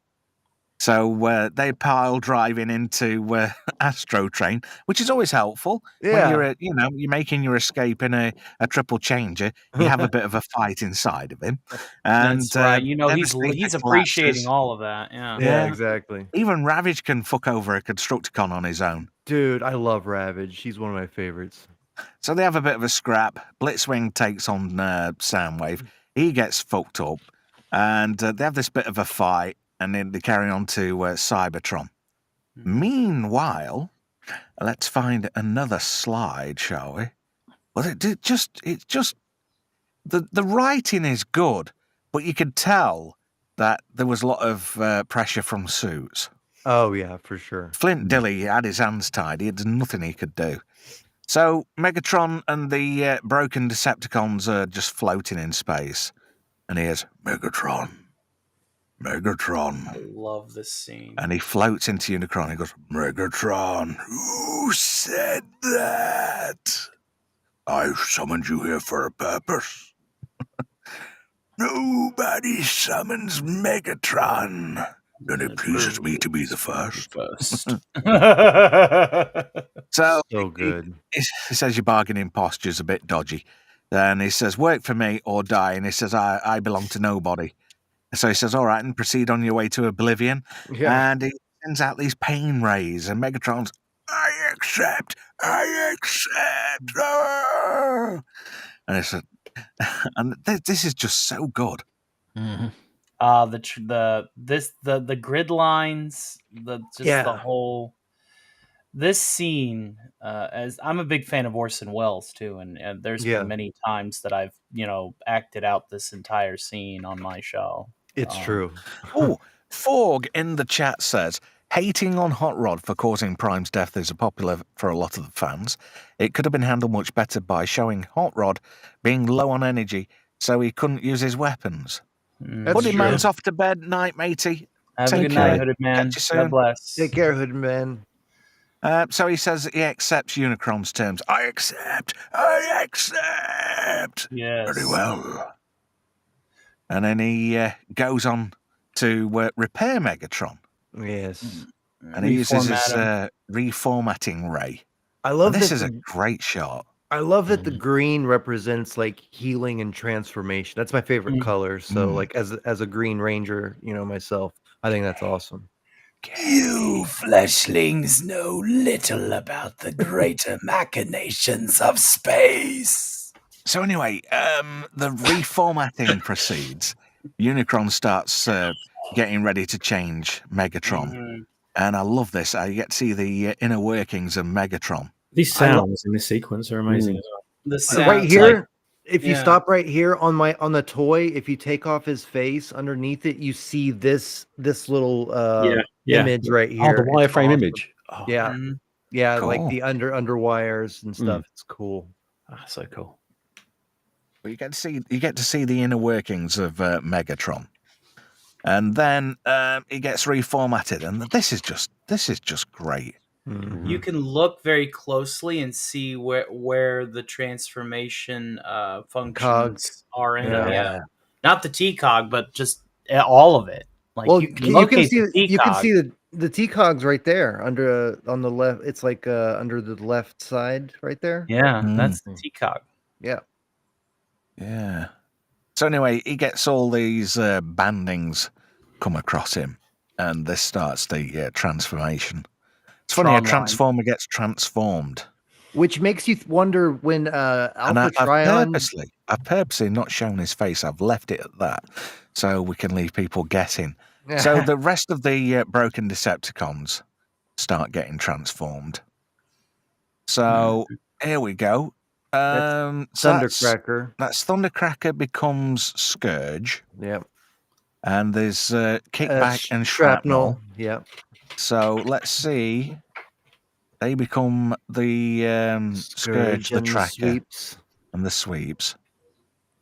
So, oh look, it's Bombshell. It is. Bombshell becomes Cyclonus. I disagree. I think that because when you think about the character, Bombshell is not somebody that follows Megatron through and through. Skywarp Yeah, but is they're all though. getting reformatted. It doesn't matter. But it's not changing their character. That's the thing. Is that there it's is mind changing their control body involved.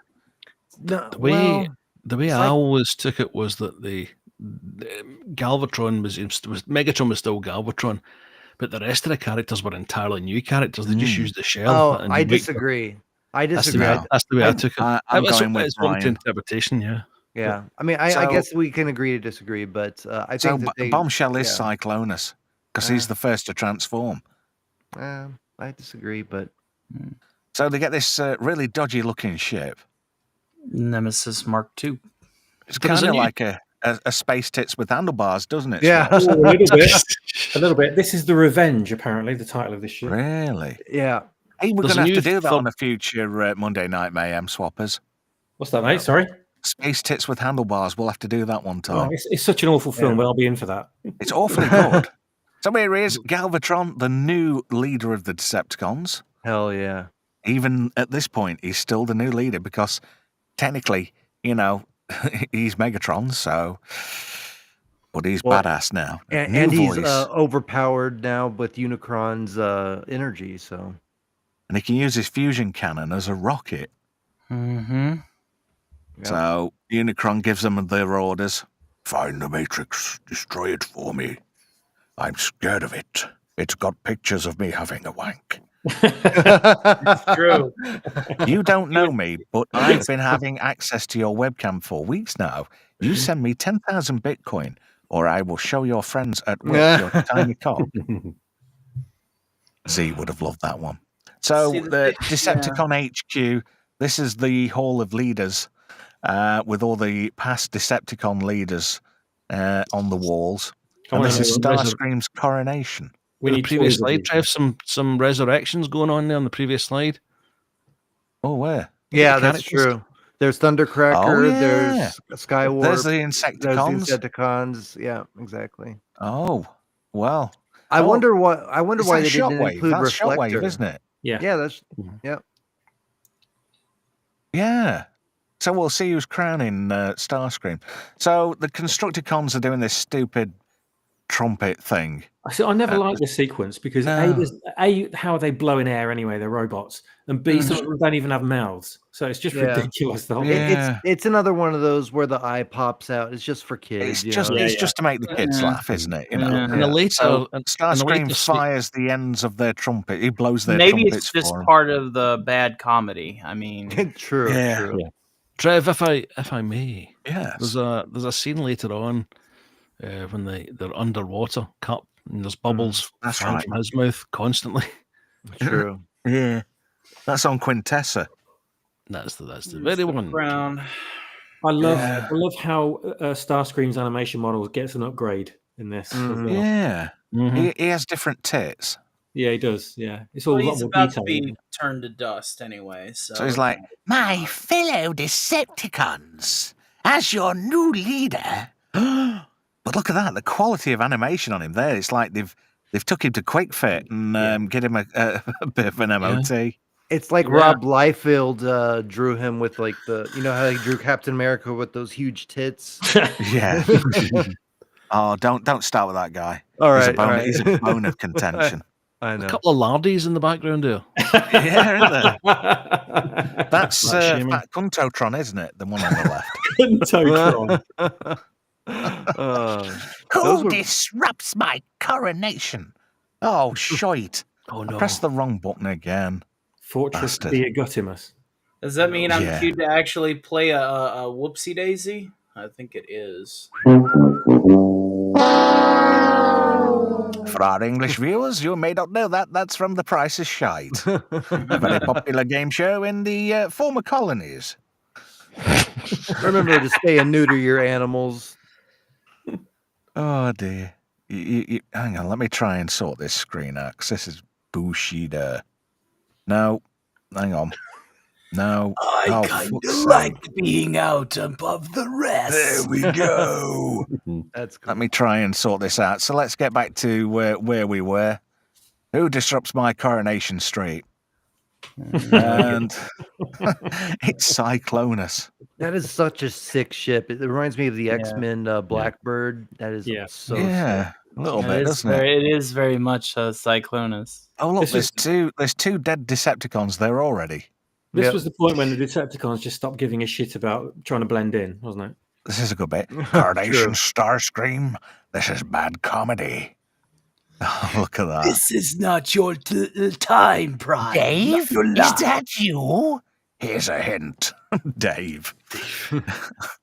Dave's So, not here, man. Yeah, It's the a new and improved leader of the Decepticons, Galvatron, It's a sick. finally cannon. gets his revenge on Starscream, and he turns to dust. Oh yeah. I Proper want that style. 2.0, man. I He love gets that cannon Thanos. mode. Although Yeah. Unicron does bring him back in season 3, then he gets killed again. Yeah.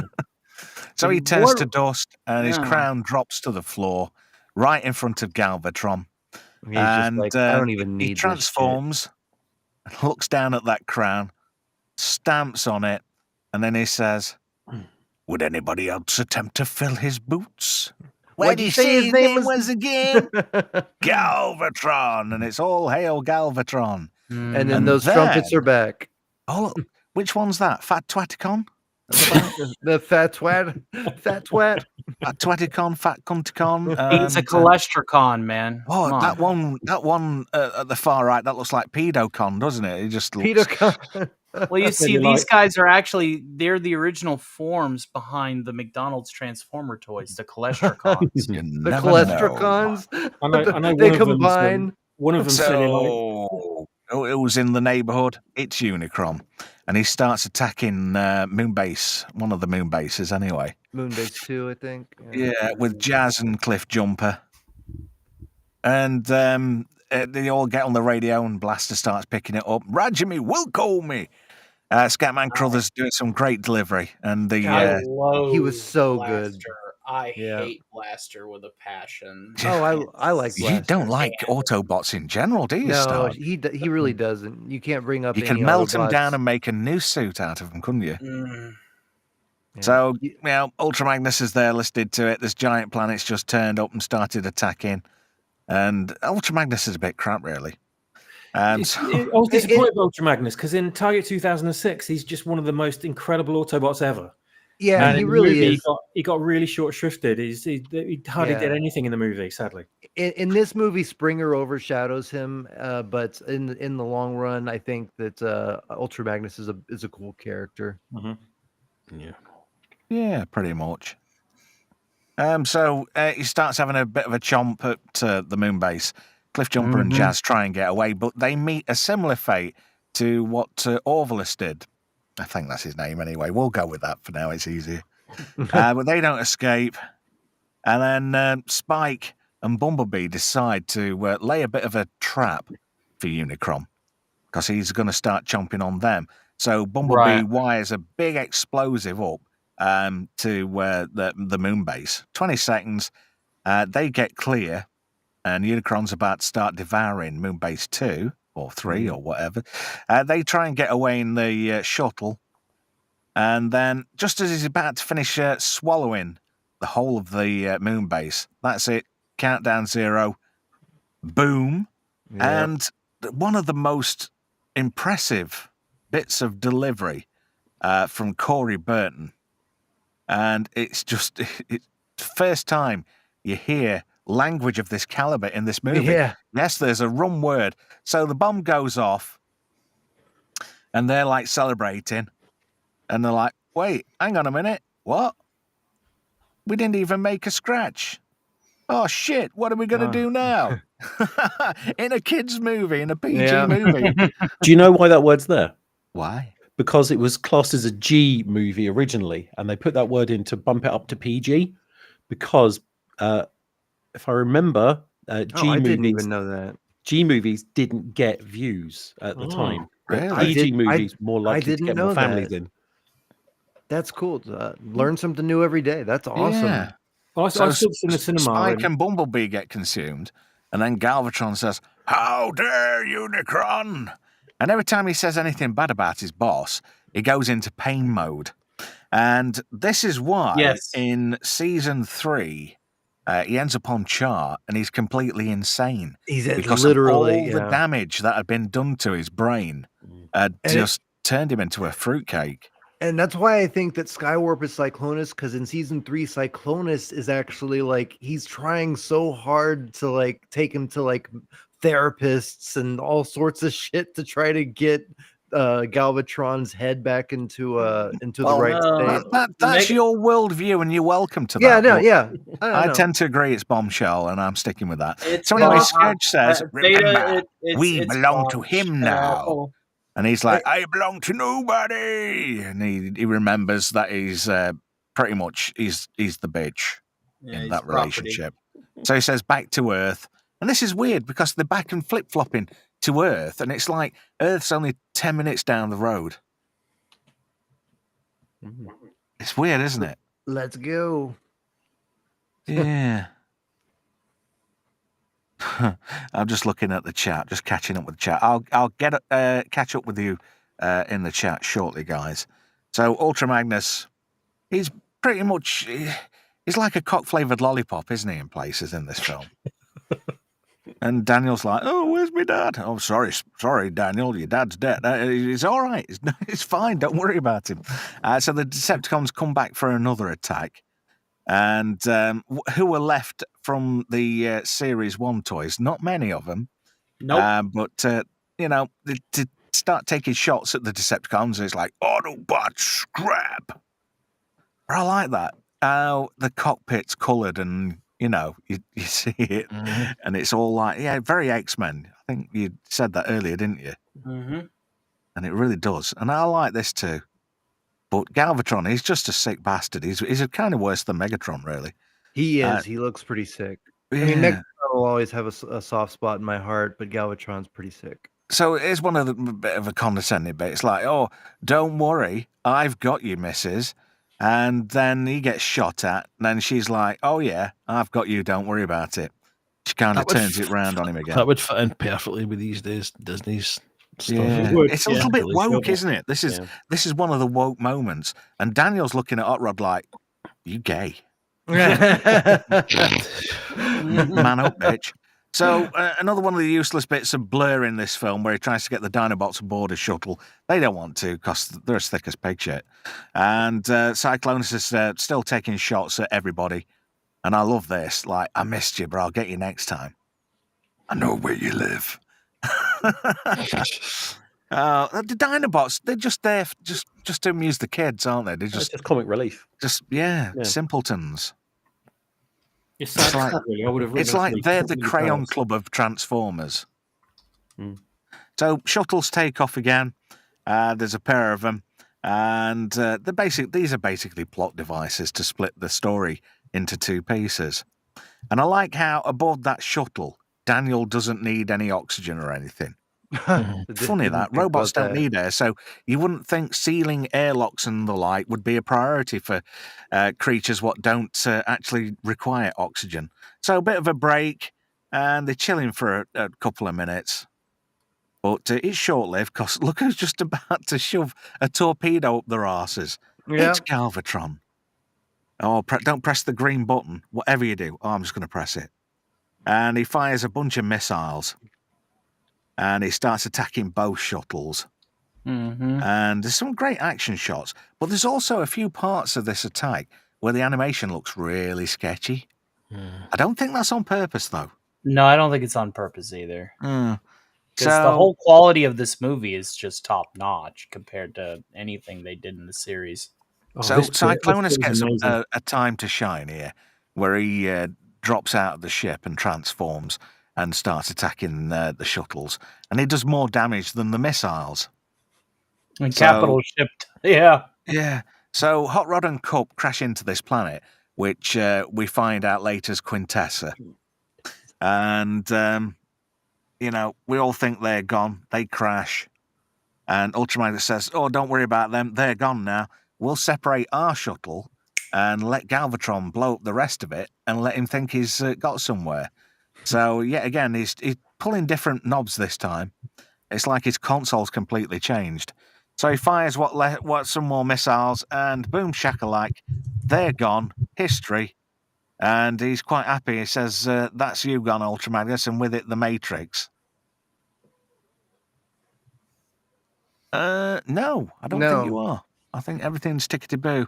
And he gets punished again. I've noticed on the odd occasion where Galvatron's getting punished, Testing. it kind of testing. looks like he's back to being Megatron again.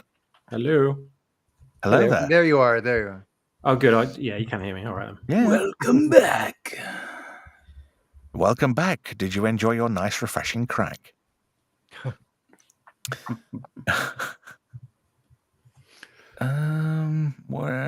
Right. So here we go. And this is when the soundtrack comes back in and starts to shine again. You can't go wrong with this soundtrack. We're back into a rocky soundtrack, aren't we? And Hot Rod's submersed in a sea of oil, and he's being attacked by piranhacons. Everything's a con. Sharkticon, Gatorcon, Piranhacon. I suppose that squid thing's Squidacon. Yeah, everything bad ends with a con. I wonder if a Decepticon convention's called a con-con.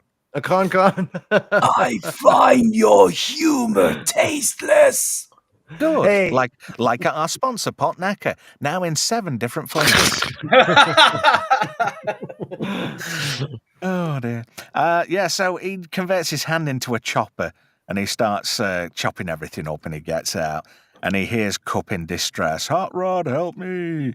And starts firing away at the Squidacon, at the geriatric con, being held hostage. It's our first exposure with a C-con, folks. Yeah.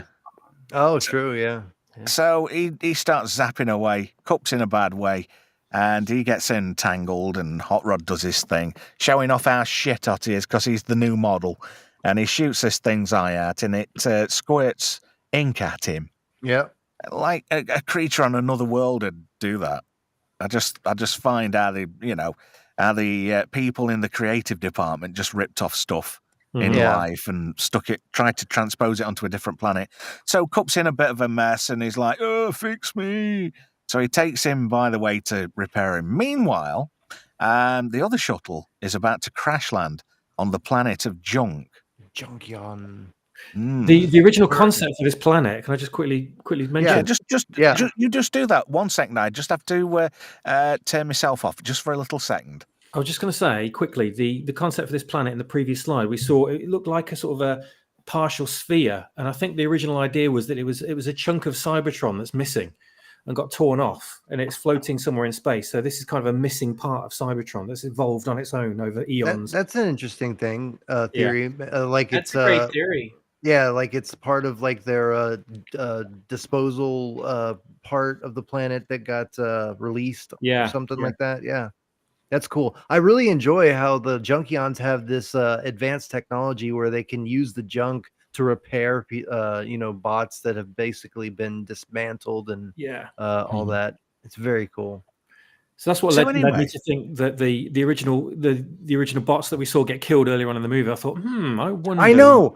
I was like, why don't they bring Optimus and Wheeljack and all those characters to Junkion? Or why doesn't when Retgar comes back to Cyber or not Cybertron but to Earth? Why doesn't he use that technology to help fix those bots? But because that's a 1987 toy line. They haven't finished developing them.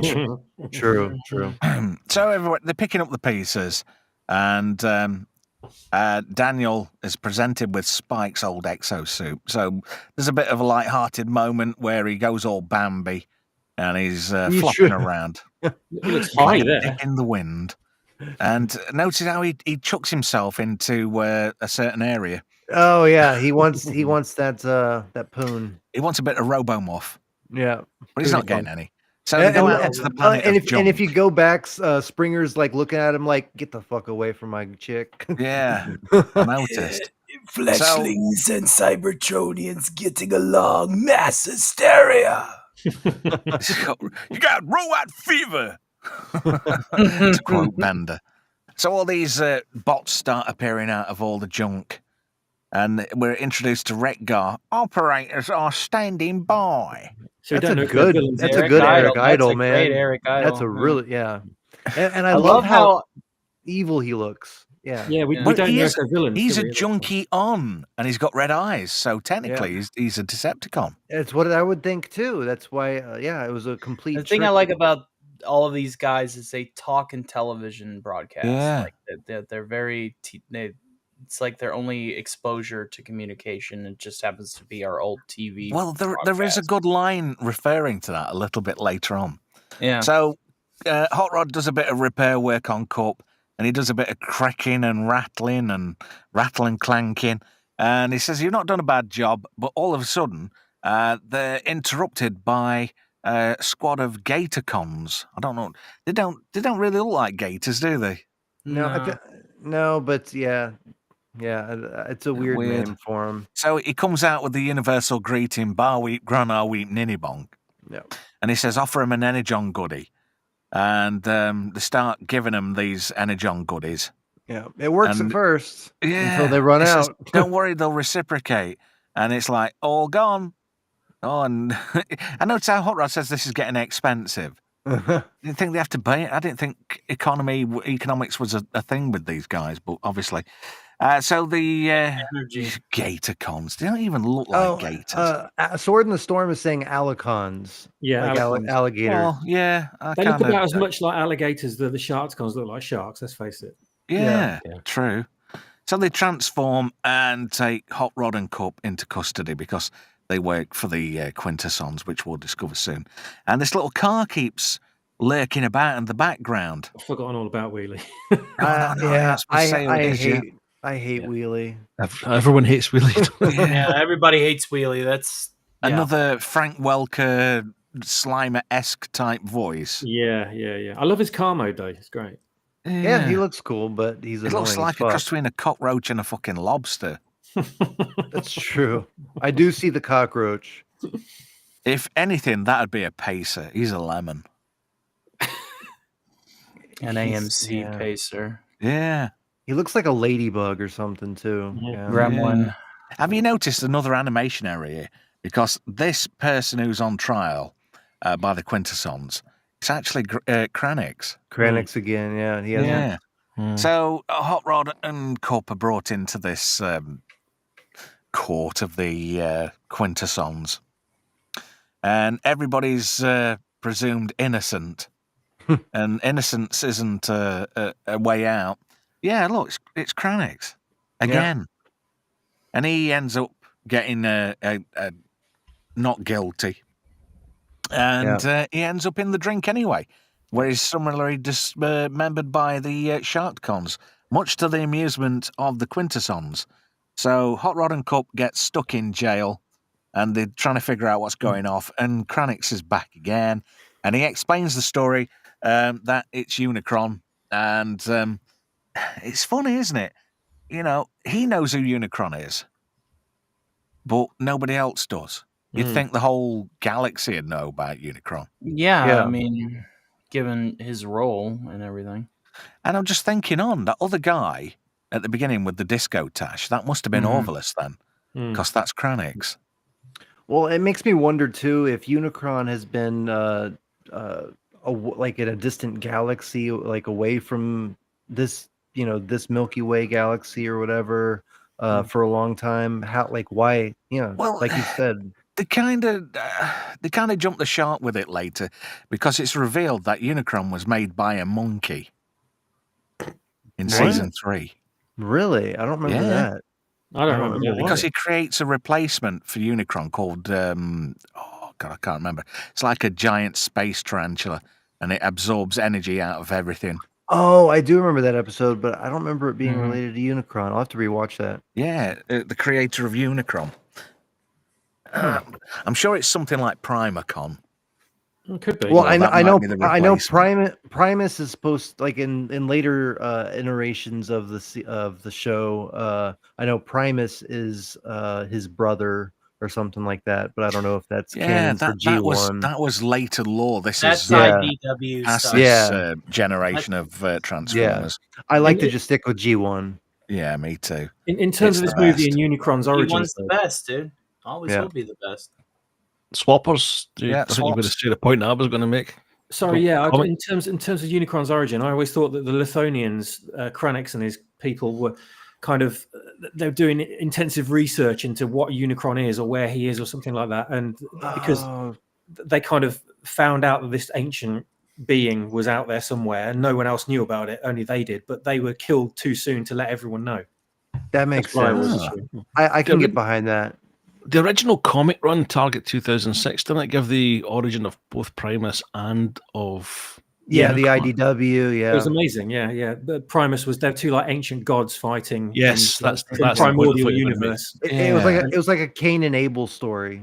Yeah. Well, yeah, it was the creation of the ultimate creator and the ultimate destroyer. That was the whole point between the whole Primus and Unicron dichotomy.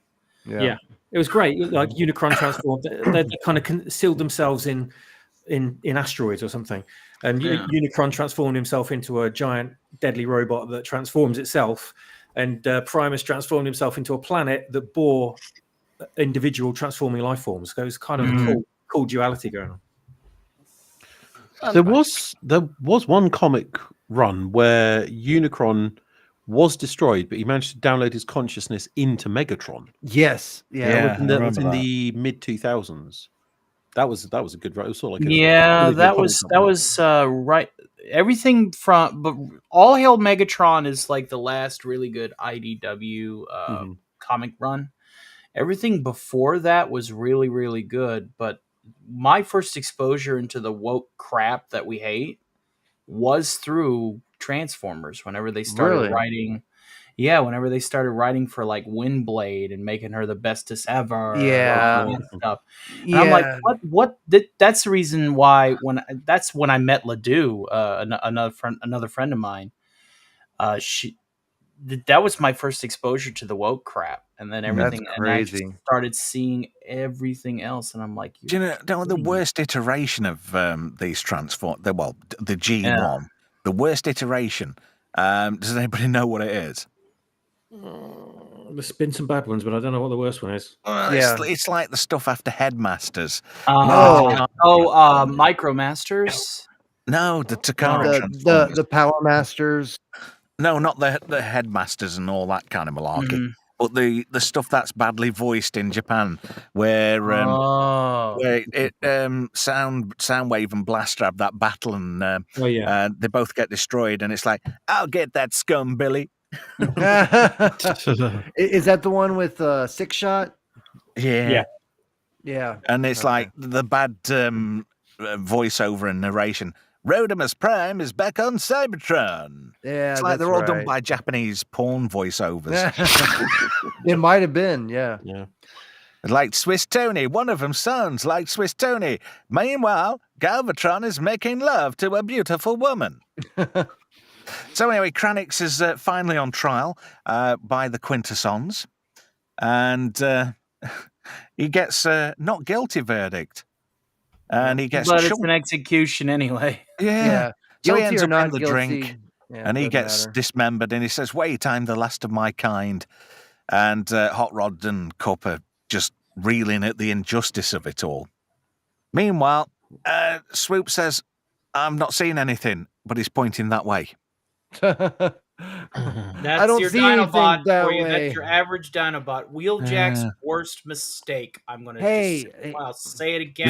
You've got to partially blame Ratchet as well. He's complicit. Yeah. But you have to understand that they didn't need Vector Sigma. They actually built Autobots without. So I mean, I gotta. There's a lot of contradictions in its own scientist. universe. It's just bizarre. Yeah. So anyway, we're introduced to Wheelie. Friends, fine. Look behind. You got wrong way. Me say you fucking retard.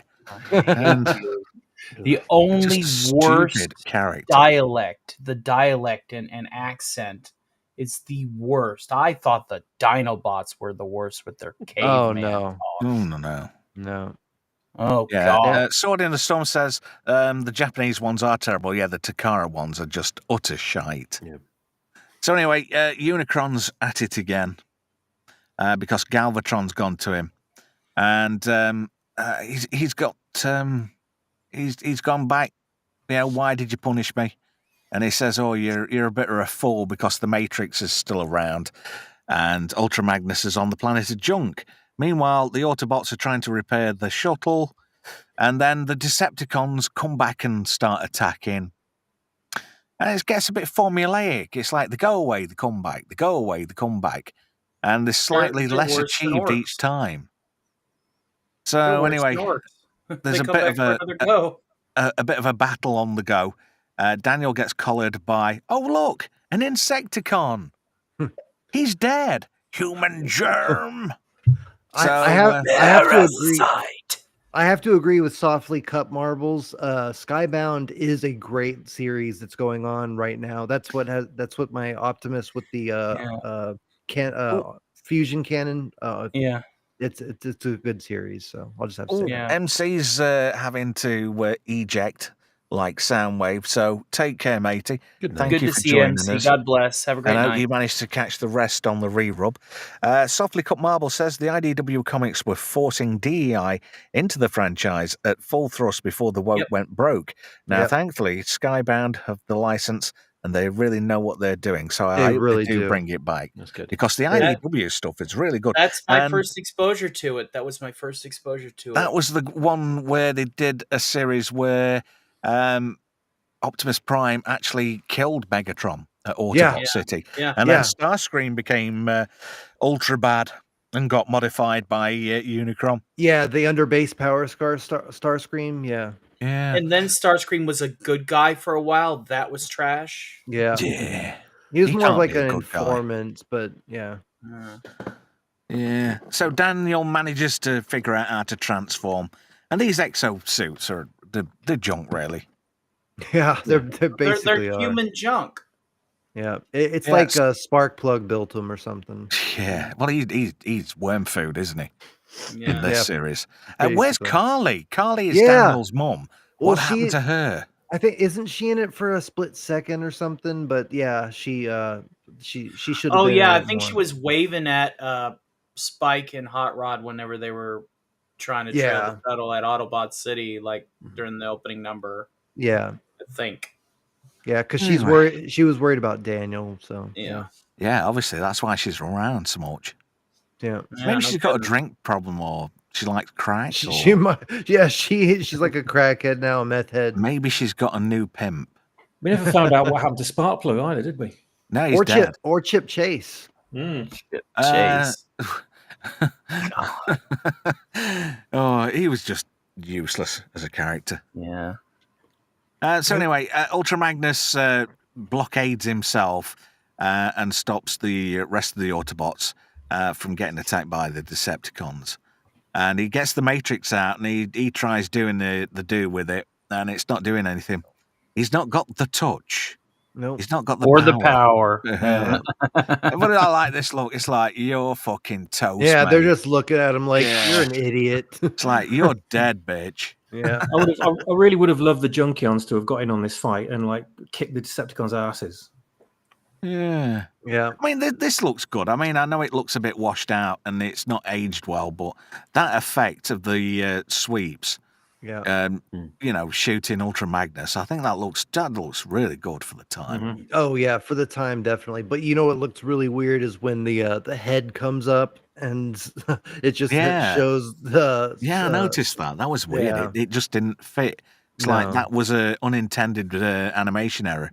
Yeah, I would hope so. Ultra Magnus gets shot and he gets a bit of a cock shot and then he blows up and conveniently he flings the Matrix up in the air straight into Galvatron's hands. Mm-hmm. And it's like, Unicron, my master, with this I shall make you my slave. I can't do Galvatron at all. I can do the Japanese one.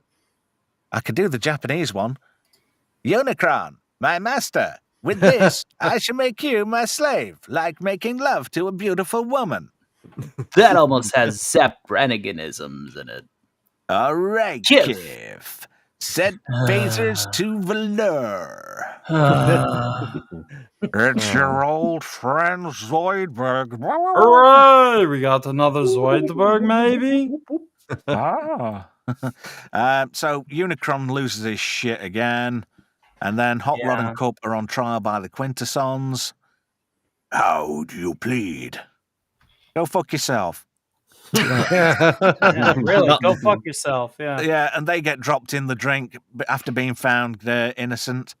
So that line in there when it's you know what, Bri? Like that line in there, but it's spare me this mockery of justice. That's the kind of thing I always envisaged myself saying to a policeman at 3 o'clock in the morning when I'm hammered. when he absolutely leathered. He says, Hot Rod's got this thing like, we'll see how we go here, but we can give him one hell of a humongous repair bill. You have to be careful saying humongous because you get chased by Asian women. Humongous what? If you won't go broke. So the Sharticons go for Hot Rod and Cup, but they go down to the bottom and start whizzing around like a wall of death type thing. And before you know it, they create like a big, massive whirlpool. And these Sharticons, they're spinning around like chuff. And Hot Rod and Cup fling themselves out of the wherever it is. I think it's oil. Maybe it's mobile. It probably is oil. GTX. That would make sense. Yeah. Since the Piranacons are all swimming in it. If Z was here, he'd be able to tell us because he likes a good oil bath. Yeah. Mm-hmm. Thank the maker. Yeah. So he does a bit of stunty stuff and starts skittling the Sharkticons. That's not a good look for Hot Rod. No. That's like, I'm scared. I'm a bit. Yeah, there's a rat. Wow, oh my god. Some leader, guys. And one of those silly moments in the film, what's there to make people under 7 laugh? This Quintesson bailiff. He's stood at this door. All of a sudden, the door flings open. He's underneath it. And, excuse me. And then you get a bunch of, like, very small kids all laughing. And Wheelie's riding on Grimlock, It's so stupid. Yeah, it just gets hate childish. The Dino bots. Yeah, they suck balls. These Sharkticons, they like start shitting brakes. I love the bit with Hot Rod punches one of them in the teeth, though. That was great. Yeah. And I like how he just snarls at this Sharkticon and it just shits its pants and it runs for mum. There you go.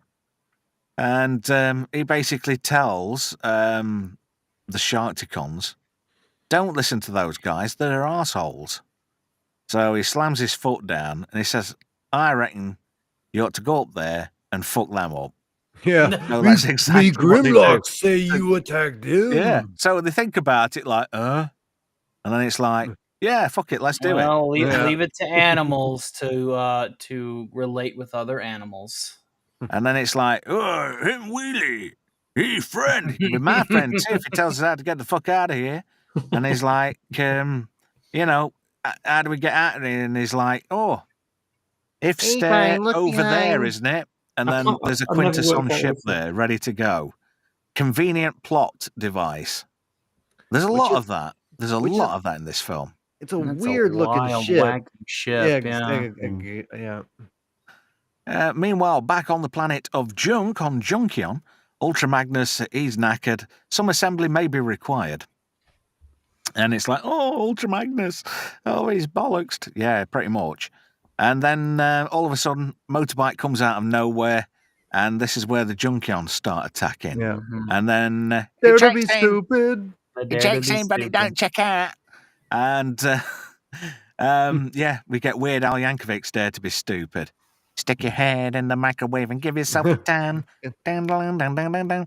And it's another thing just to amuse under sevens. It's a fun song though, even for it is a fun song. It's kind of like it's out of place, but it's a fun song. It's definitely out of place. I guess they were just trying to really sell the fact that these guys just talk like televisions. Yeah, they true. just wanted to throw in the pop culture references from that song. They're like, because everything else is like hardcore rock or very like you powerful, can knock them down, heroic. but they just keep getting back up. Is a good line from Springer. Hey, did anybody notice that Springer's voice is the same as Ace McLeod's from the Centurions? No, because it's Neil Ross, same guy. It's Neil Ross. No kidding. Wow. Yeah, that's crazy. That almost sounded sarcastic. No, I was like, what the fuck? Yeah. Wow, dude. I'm a big fan of the Centurions. I remember I used to have those toys. Yeah. Man the Machine Power Extreme. Damn straight. I remember that commercial. Springer kind of gets his ass handed to him a few times. Yeah. Well, this is a good shot where the battle kind of gets broken up. And you can see whoever did the painting on that really did care about what they did as a job. Because that cell shading is really good for that. Oh, yeah, definitely. That's like a Kira type of level. Yeah. So this ship comes into view, and it's the one stolen from the Quintessons. Yeah, the corkscrew. Yeah. And then you get another interior shot. Was it ever established how Hot Rod and Cup knew where to go? I don't know. I think they just stumbled along, didn't they? Happy little accidents. Yeah. But it's like the planet of Junk and Quintessa were quite kind of close to each other. It might have been possible that the ship was sending out like a frequency to Autobots or something. I don't know, but I'm just kind of making it up as I go along. Well, again, we're just trying to explain the plot convenience. Yeah, exactly. And so Redgar's all agog. He doesn't know what to make of this. And then Hot Rod comes out of this craft. And RC's dead happy to see him, and so's Daniel. And everybody's sort of reunited. It's Hot Rod and Cup and the Dinobots. And he says, let me handle this. Bonnie, Wop, Weep, Ninny Bong. And then Hot Rod says, Bar Weep, Grana, Weep, Ninny Bong. Offers him an Energon goodie. And then it's Bar Weep, Grana, Weep, Ninny Bong. And then, we get the second half of Dare to be Stupid. Yeah, and they start dancing, or it's like a Indian rain dance that they all get together. And And then Wheelie starts fucking breakdancing. Yeah. Stupid. I hate Wheelie. I do too. I'm with you. Of all of the Autobots, it's Wheelie, the Dinobots, that I hate the most. He's about as much use as a condom with a hole in it. tits. Are there on- any Autobots Oh, that you do actually like don't hate? I like most of them. It's just the I ones tell that you one Autobot I don't hate. Who? go on. Perceptor.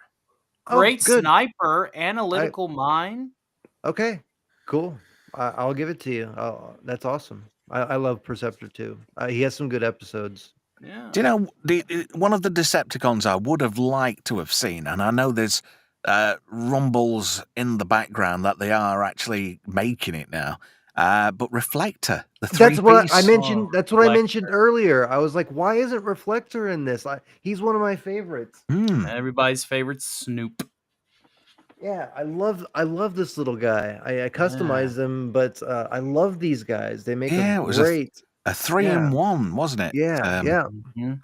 You talk TV, we talk TV.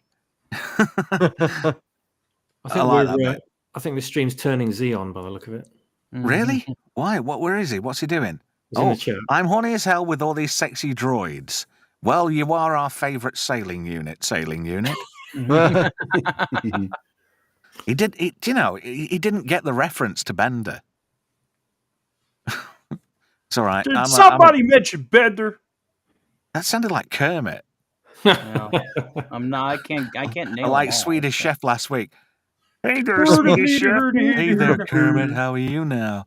I do halal now only. I'm vegan, but it's okay. So anyway, they're all mates now, and they bring the parts of Ultra Magnus back. And I did cut one bit out of here because they splodged some dodgy-looking liquid on him. I didn't like the look of it. Yeah, that was kind of odd. Your smashed-up friends soon like new with turbo handling. Although that's in the other bit. Yeah, so Ultra Magnus minus the Matrix. Yeah, why does he have that? It's just complete an empty slot. It's like I think it's to emphasize the fact that Ultra Magnus fucked up Big Style. Yeah, that makes He had sense. one job and he completely fucked it up. I'm just a soldier.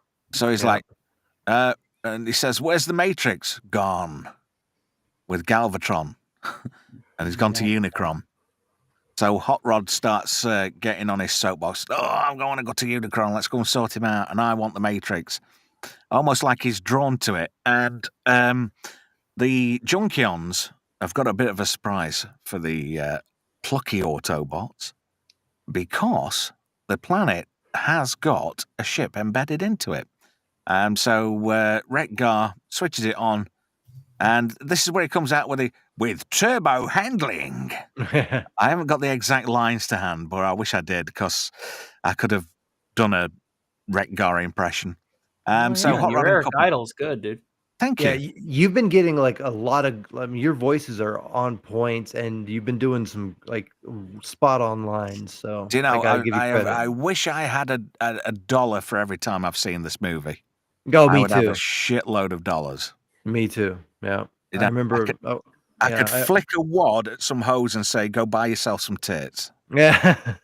Yeah, my son says that a lot to me for some reason. Oh. Dear. Anyway, so the Junkion planet turns into a ship, and they all rally and blast off and head for Unicron.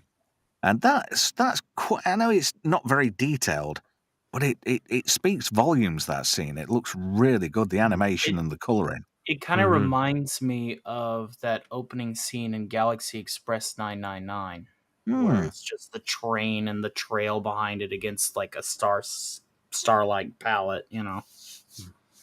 Sword in the Storm says he's got the reflector set. Yeah. I'd be quite interested to see that. Yeah, I have mine right here. Cool. I'll have. Well, yeah, that's spot on. I like that. So Unicron's on the prowl again, and Galvatron's there, and he's like, "I've got the Matrix now. I'm going to sort you out because you're a knob." And he says, "You underestimate me, Galvatron." And it turns out, lo and behold, like everything else that's not human in the universe, is a fucking transformer. Hello, Damn Atom Gray. straight. Thank you for joining us. Sorry I'm late, lads. It's all right. There's no problem. I'm hoping you're on B-sides later. Is it B-sides, Brian? B-roll. B-roll. It's all right. I'm like half asleep by the time they get on the air. always try to make it, but I usually last about 5 minutes before collapsing in a heap. But it's not to do with the quality of the show; it's more to do with the It's fact the that it's 2 lateness for us a.m. guys, isn't it? Yeah. And I don't. Fair enough. I get it on the re-rub, but I do actually like to watch it when you guys are live. I really do like that show. That's good. If Atom Gray, if you want to put a link in for the show later, I'll try and stick it up on the screen. So Unicron is a transformer. Lo and behold, Galvatron's like, what the And a fucking fuck? intimidating transformer at that. He looks sick as hell. He looks like a guitar. I mean, have you ever seen the band Cybertronic Spree? I have. I used to love have a that Cy- band. I used to have a love that Cybertronic band. Spree T-shirt about 4 or Dude. 5 years ago. That guitarist looks so sick. Unicron, just in general, just Yeah. it emanates like that rock. And he plays a 12-stringer as well, doesn't he? Yes. He just embodies like the whole rock metal feel. He's I awesome. would like to get close to RC in that band. She looks quite tasty. I could agree. Yeah. Imagine doing that and she's in costume. Mm. I think Yeah. I'd be leaking lubricant. We could make some Transformer babies. Do you know something, right? If you could ever hear a Transformer queef, Galvatron's just done it. That's what the look is. He's like, "Oops, did you hear that?" Yeah. The transformation sequence for Unicron looks it gives you a sense of the scale of him as well. Oh yeah, I mean, he's the size of a planet. He's the size of the moon, for example. It's slow and all defined, and you can see how it all just slides into place. It's purposeful. Yeah, and by the It's time you get to deliberate. the end, you realize how badly Galvatron screwed up. And I like this. For a time, I considered sparing your wretched little planet, Cybertron. Now you shall witness its dismemberment. Yeah, I love how he uses dismemberment specifically. Yeah. But look at the size of Unicron compared to Cybertron. In the original script, in his humanoid form, he wasn't called Unicron. He was called Ingester. Nice. Really? Have you noticed something? That big hole in the bottom of Cybertron's gone. Huh. Yeah. Yeah. Yeah, it's weird. Okay, he's about to make a new one. Yeah, he's about to tear it a new asshole. That's true.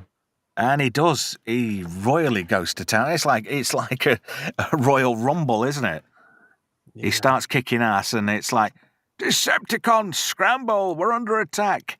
And you see this scene here. Scramble! Get out of here! And then the next scene, I didn't notice, but I just, by coincidence, got this next shot. And I thought, I'd leave this one in, because you actually get to see a bunch of Decepticons you would have never, ever seen had it not been for this scene. Look at his face at the bottom. Oh my God. I've never seen him before. Yeah, but look at him. He's Smiler-Con. All of them are kind of weird. Yeah.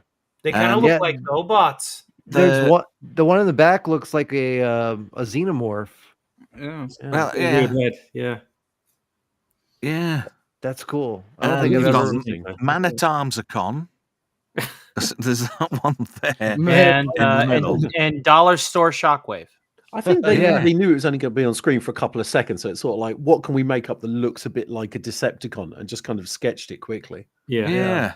I just thought I'd leave that in there because this is like a minutia moment. If it hadn't have been for me getting this screenshot, nobody would have been aware that split second actually existed. Mm-hmm. Yeah, if you hadn't shown this, I don't think I would have ever thought that this was in this movie. I know it seems irrelevant, but I just thought I'd leave it in for context. It's cool. I enjoy it. I think it's cool to find out new things about the movie.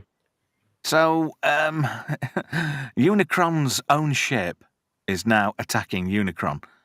And I love how he's got these laser eyes. Oh, yes. Yeah, those green eyes are so powerful. Eye lasers and mouth lasers. Frickin' lasers. Oh, don't get me started, we'll be here all night. Zip it, Stark. Okay. Zip-ernium. www. Zip it. When a problem comes along, you must zip it. There's the facial hair back after the clean shaven look just a couple of slides before. Yeah. changing. Weird, isn't it?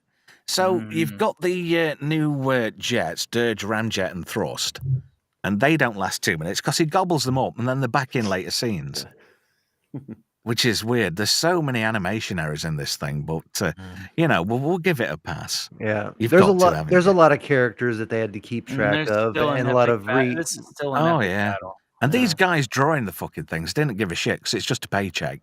Yeah, well, and they had to rewrite some of the things, so they had to reuse different scenes and Yeah. make new ones, and they forgot which ones got. And I like this, even though Galvatron hasn't got a chance in hell of doing any damage to Unicron, sorry. Yeah. He still gives it a go anyway.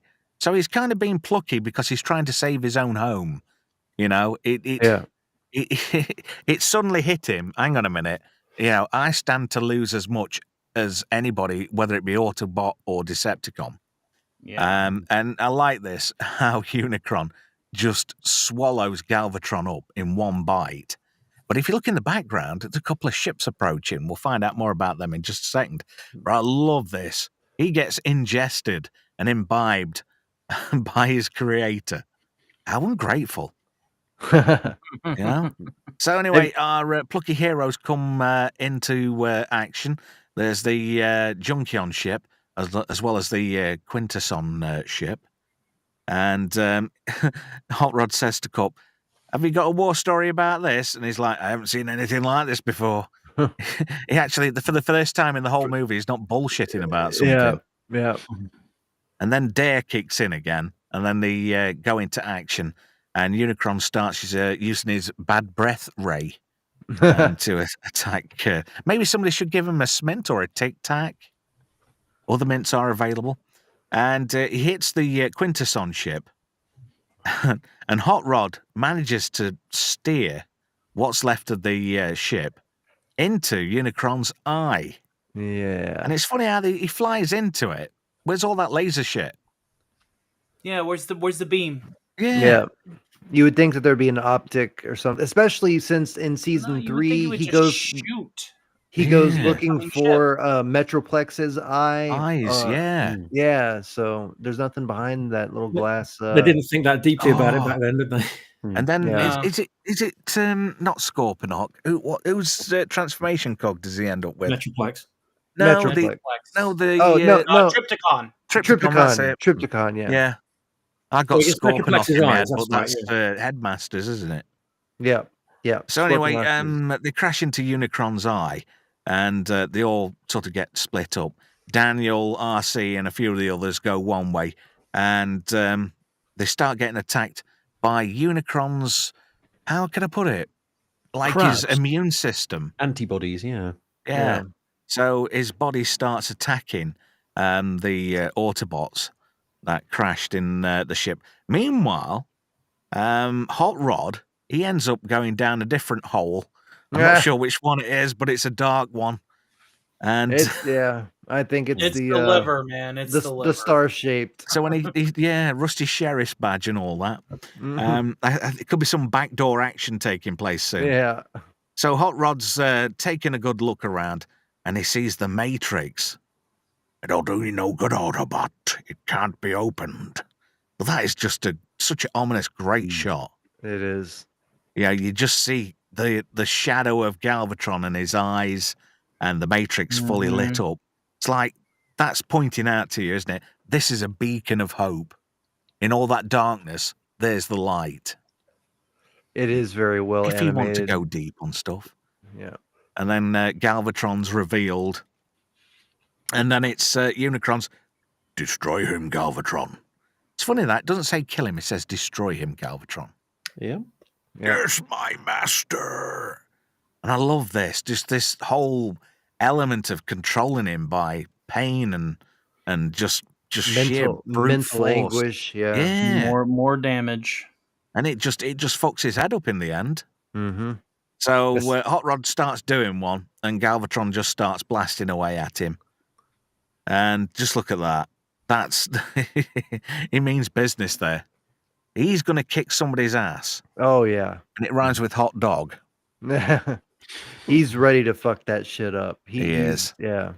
And to be fair, Hot Rod's just a kid, and Yeah. Galvatron's millions of years old. Meanwhile, in lower intestines of Unicron, these Transformers are running away. But look at Daniel. He's lagging in the background, and just like the typical... there's always one that trips up or falls over something, or Velma loses her glasses. Can I say something real quick? Yeah, sure. RC, they have a masterpiece version of her, and in Japan they made an upgrade where she has like her tits, basically. Like you can put a chest on her, and she has like flesh tits, like that. I am really not surprised. I find that offensive. And it's very funny. misogynistic. Yeah, it's so offensive. I think I would have to see pictures to check. Look it up. Look up. Sorry, Fans Theta, Toys you have to upgrade. show us the tits. You want me to show? I mean, I can show Or you the show us figure. your tits. All right, no. Show us your tits. Come on, get your shirt off, love. No. You had to lower the tone, didn't you? So anyway, they try and rescue Daniel, and this immune system starts attacking them at close quarters. But RC, being the chick, she starts shooting without any thought, and she hits a pipe, and she gets everybody moist with her shooter. Yeah. And Springer, he's wet. She starts squirting everywhere. Yeah. Now that Everybody's can't be soggy. water. You think that's coolant? And, the Transformers go down the right-hand side of that passage, and Daniel ends up going down the left-hand side as you looked at it, and he ends up in the bowels of Unicron, where captured Transformers from various species all get chucked into an acid pit and digested. Yeah. And it's just pure coincidence and timing that Daniel sort of like wakes up, comes to, and his dad is on a conveyor belt. Yeah, and right he's, there. There's about 3 robots in front of him, and then he's next for the acid, and he's like, son, you're going to have to save me, otherwise I'm going to die. How do I do it, Dad? You better fucking figure it out quick, son, otherwise you're going to be an orphan. Because his mum's disappeared, and she went off with Lamar somewhere in a pink Cadillac. And Daniel's like, I don't know how to do it. What do I do? And a bit of messing around, and he gets elbow lasers, as you do. And he manages to knock the lid down just as Spike, Bumblebee, and Jazz are about to end up in the acid. But did he do it in time? And it's like, we flick back to Galvatron. We don't quite know. We'll keep you in suspense. Time to die, Autobot.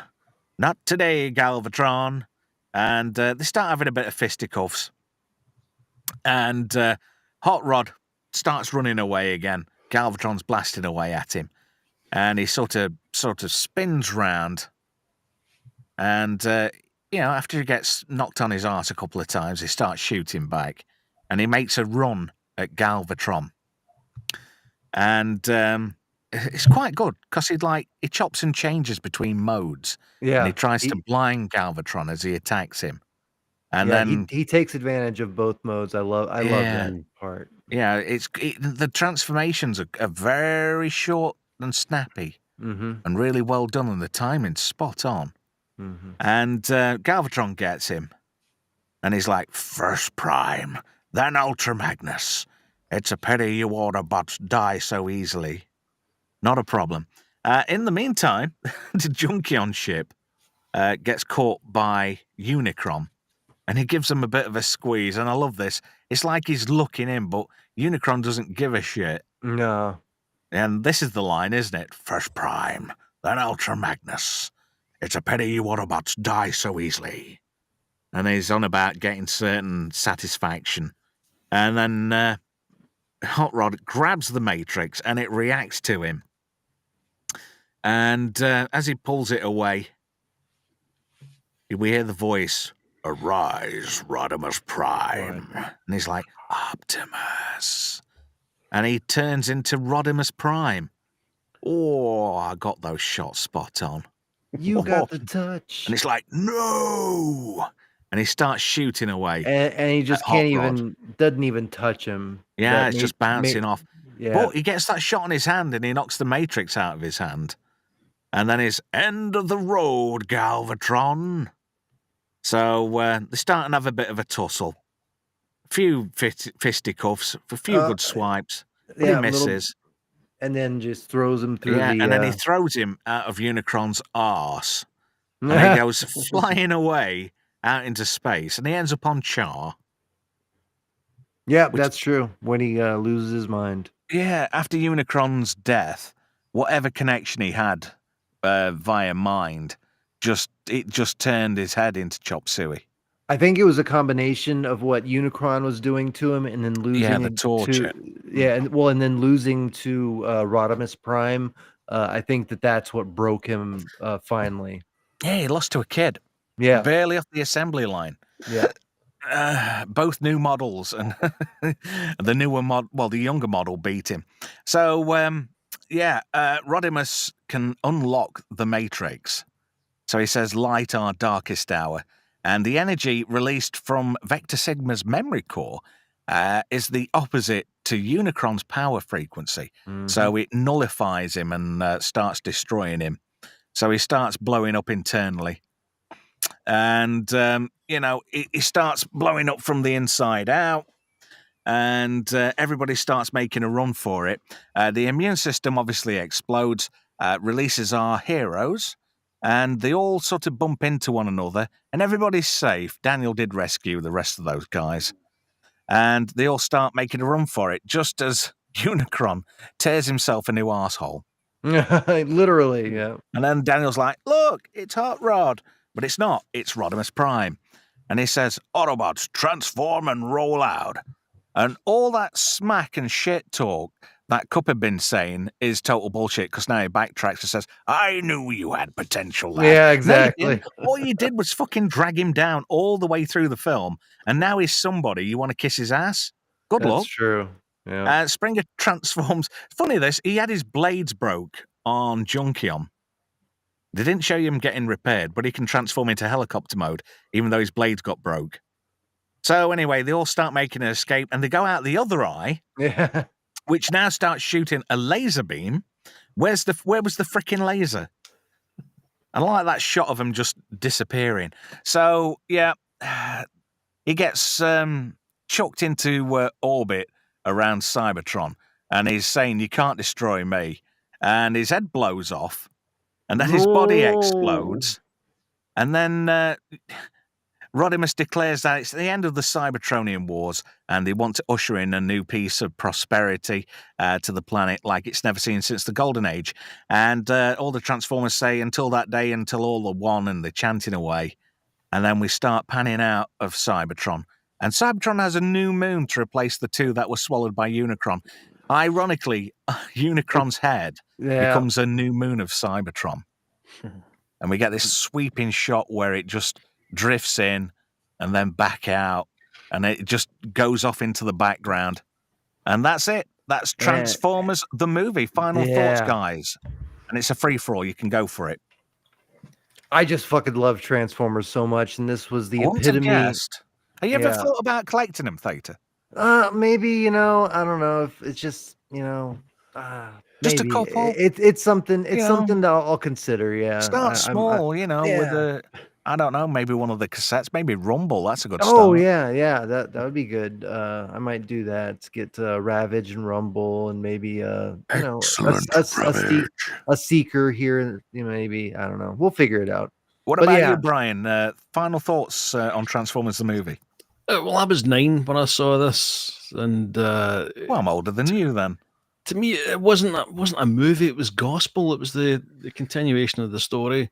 Amen, brother. Yeah, fuck yeah.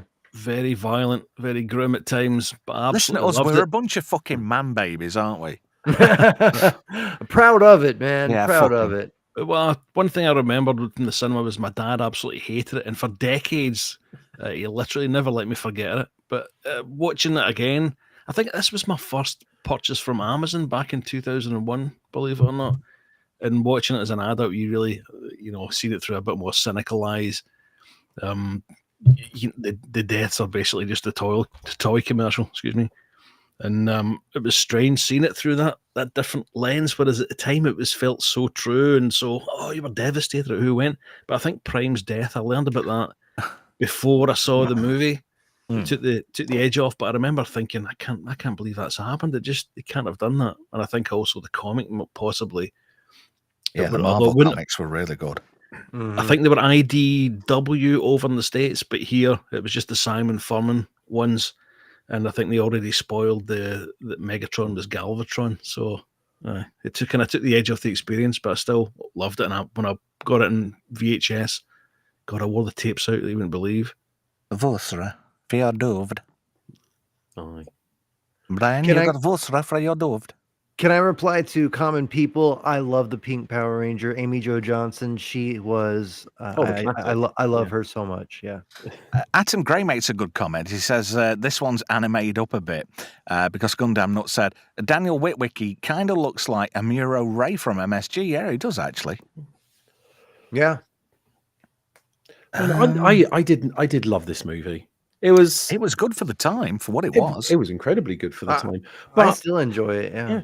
I did shed a tear when Prime died. I don't know if anybody else did. Oh yeah, of course. Fight back. A tear of joy. The whole fight back over the deaths of all the characters actually caused an entire change of direction in children's movies. G.I. Joe famously had to audio double line in saying he's in a coma. Yeah, instead of having one of the characters actually die on screen. Did anybody see in Community where they actually killed Cobra Commander? No, I love Community though. They did a G.I. Joe episode. I have not seen that. That sounds awesome. I think that's either season 4 or season 5. I love Abed. Because Britta's buzzkill, and I thought that was just fucking hilarious. Britta fucking, that's a fucking great show. If y'all haven't seen Community, y'all need to go check it out. Yeah. I love the one where he's playing pool when they play pool in the underwear because they're trying to prove that they're men and they don't have to worry about having clothes on. So, I don't know. Trying out bed in the morning. It's a shame about Chevy Chase being a total fucking dick. Oh, I know. That was great hearing Dan Harmon, his voicemail. He played it, didn't he, over an open mic? That's right. I heard it. Chevy Chase fucking having a go at him. Yeah, that was immense. Listen, you fat pissed. fuck, don't ever fucking do that again, especially in front of my fucking daughter. I'll kill you.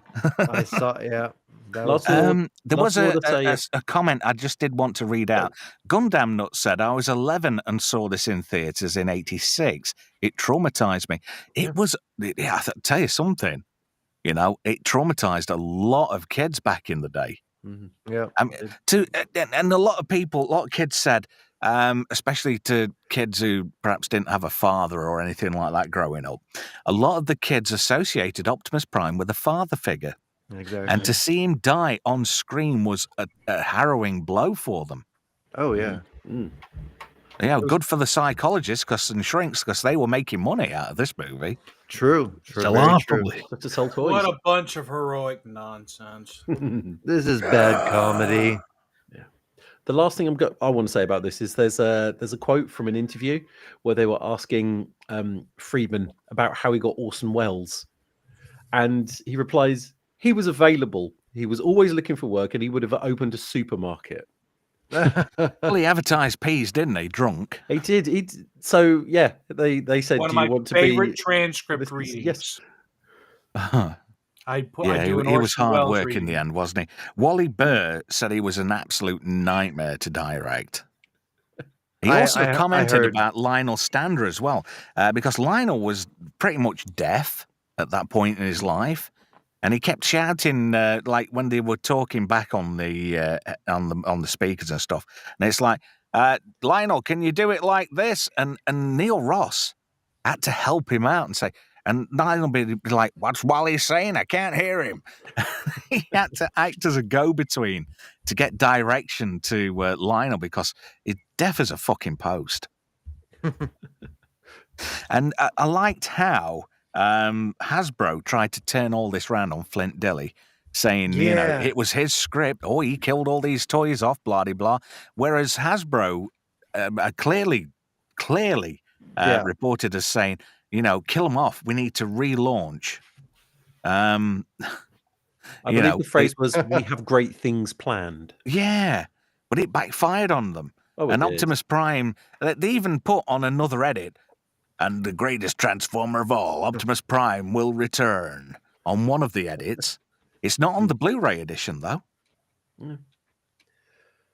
It was on the VHS because they realized they fucked up. When it came out on home video, they had to get, what's his name? Vince Caroli, who did the narration. Mhm. They had to get him to put on the end that Optimus Prime would return. And he did. Yeah, Not once, exactly. but twice.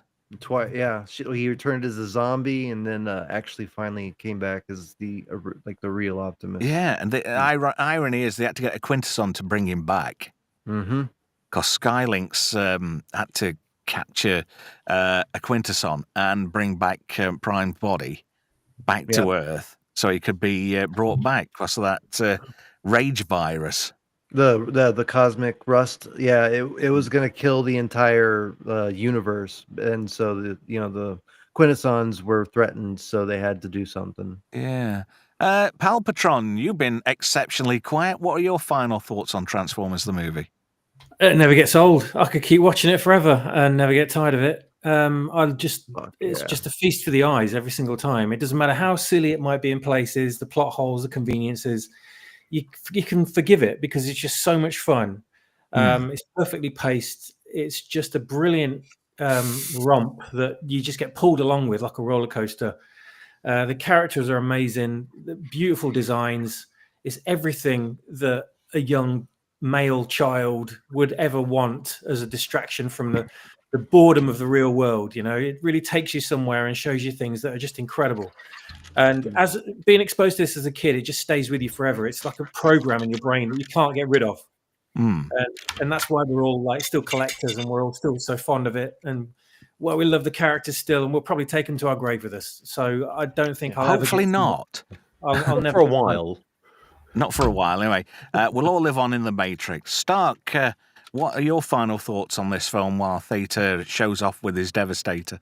Nice Devastator. What hasn't been said about this film besides praises, innumerable praises? So I won't take up too much time, but simply add that this film got me into collecting Transformers, much like the series before it. And I wanted a Galvatron. I wanted all that stuff. I still don't have a Unicron. It's one of the few pieces that I don't have. Yeah, well, it might happen one day. You never know. That's an impressive Devastator you've got there, sir. I painted it to be cartoon accurate, so this is a paint job I did all myself. Wow. Right, that's great. I want to thank everybody on the panel for joining me this evening. Next week on Monday Night Mayhem, we'll be doing RoboCop, the Paul Verhoeven classic starring Peter Weller and Kurtwood Smith, Ray Wise, and Nancy Allen, just to name a few of the big stars in this film. And we'll catch you next week. We'll also see you for Fubar Friday, Season 2, Episode 2. I hope you enjoyed Episode 1.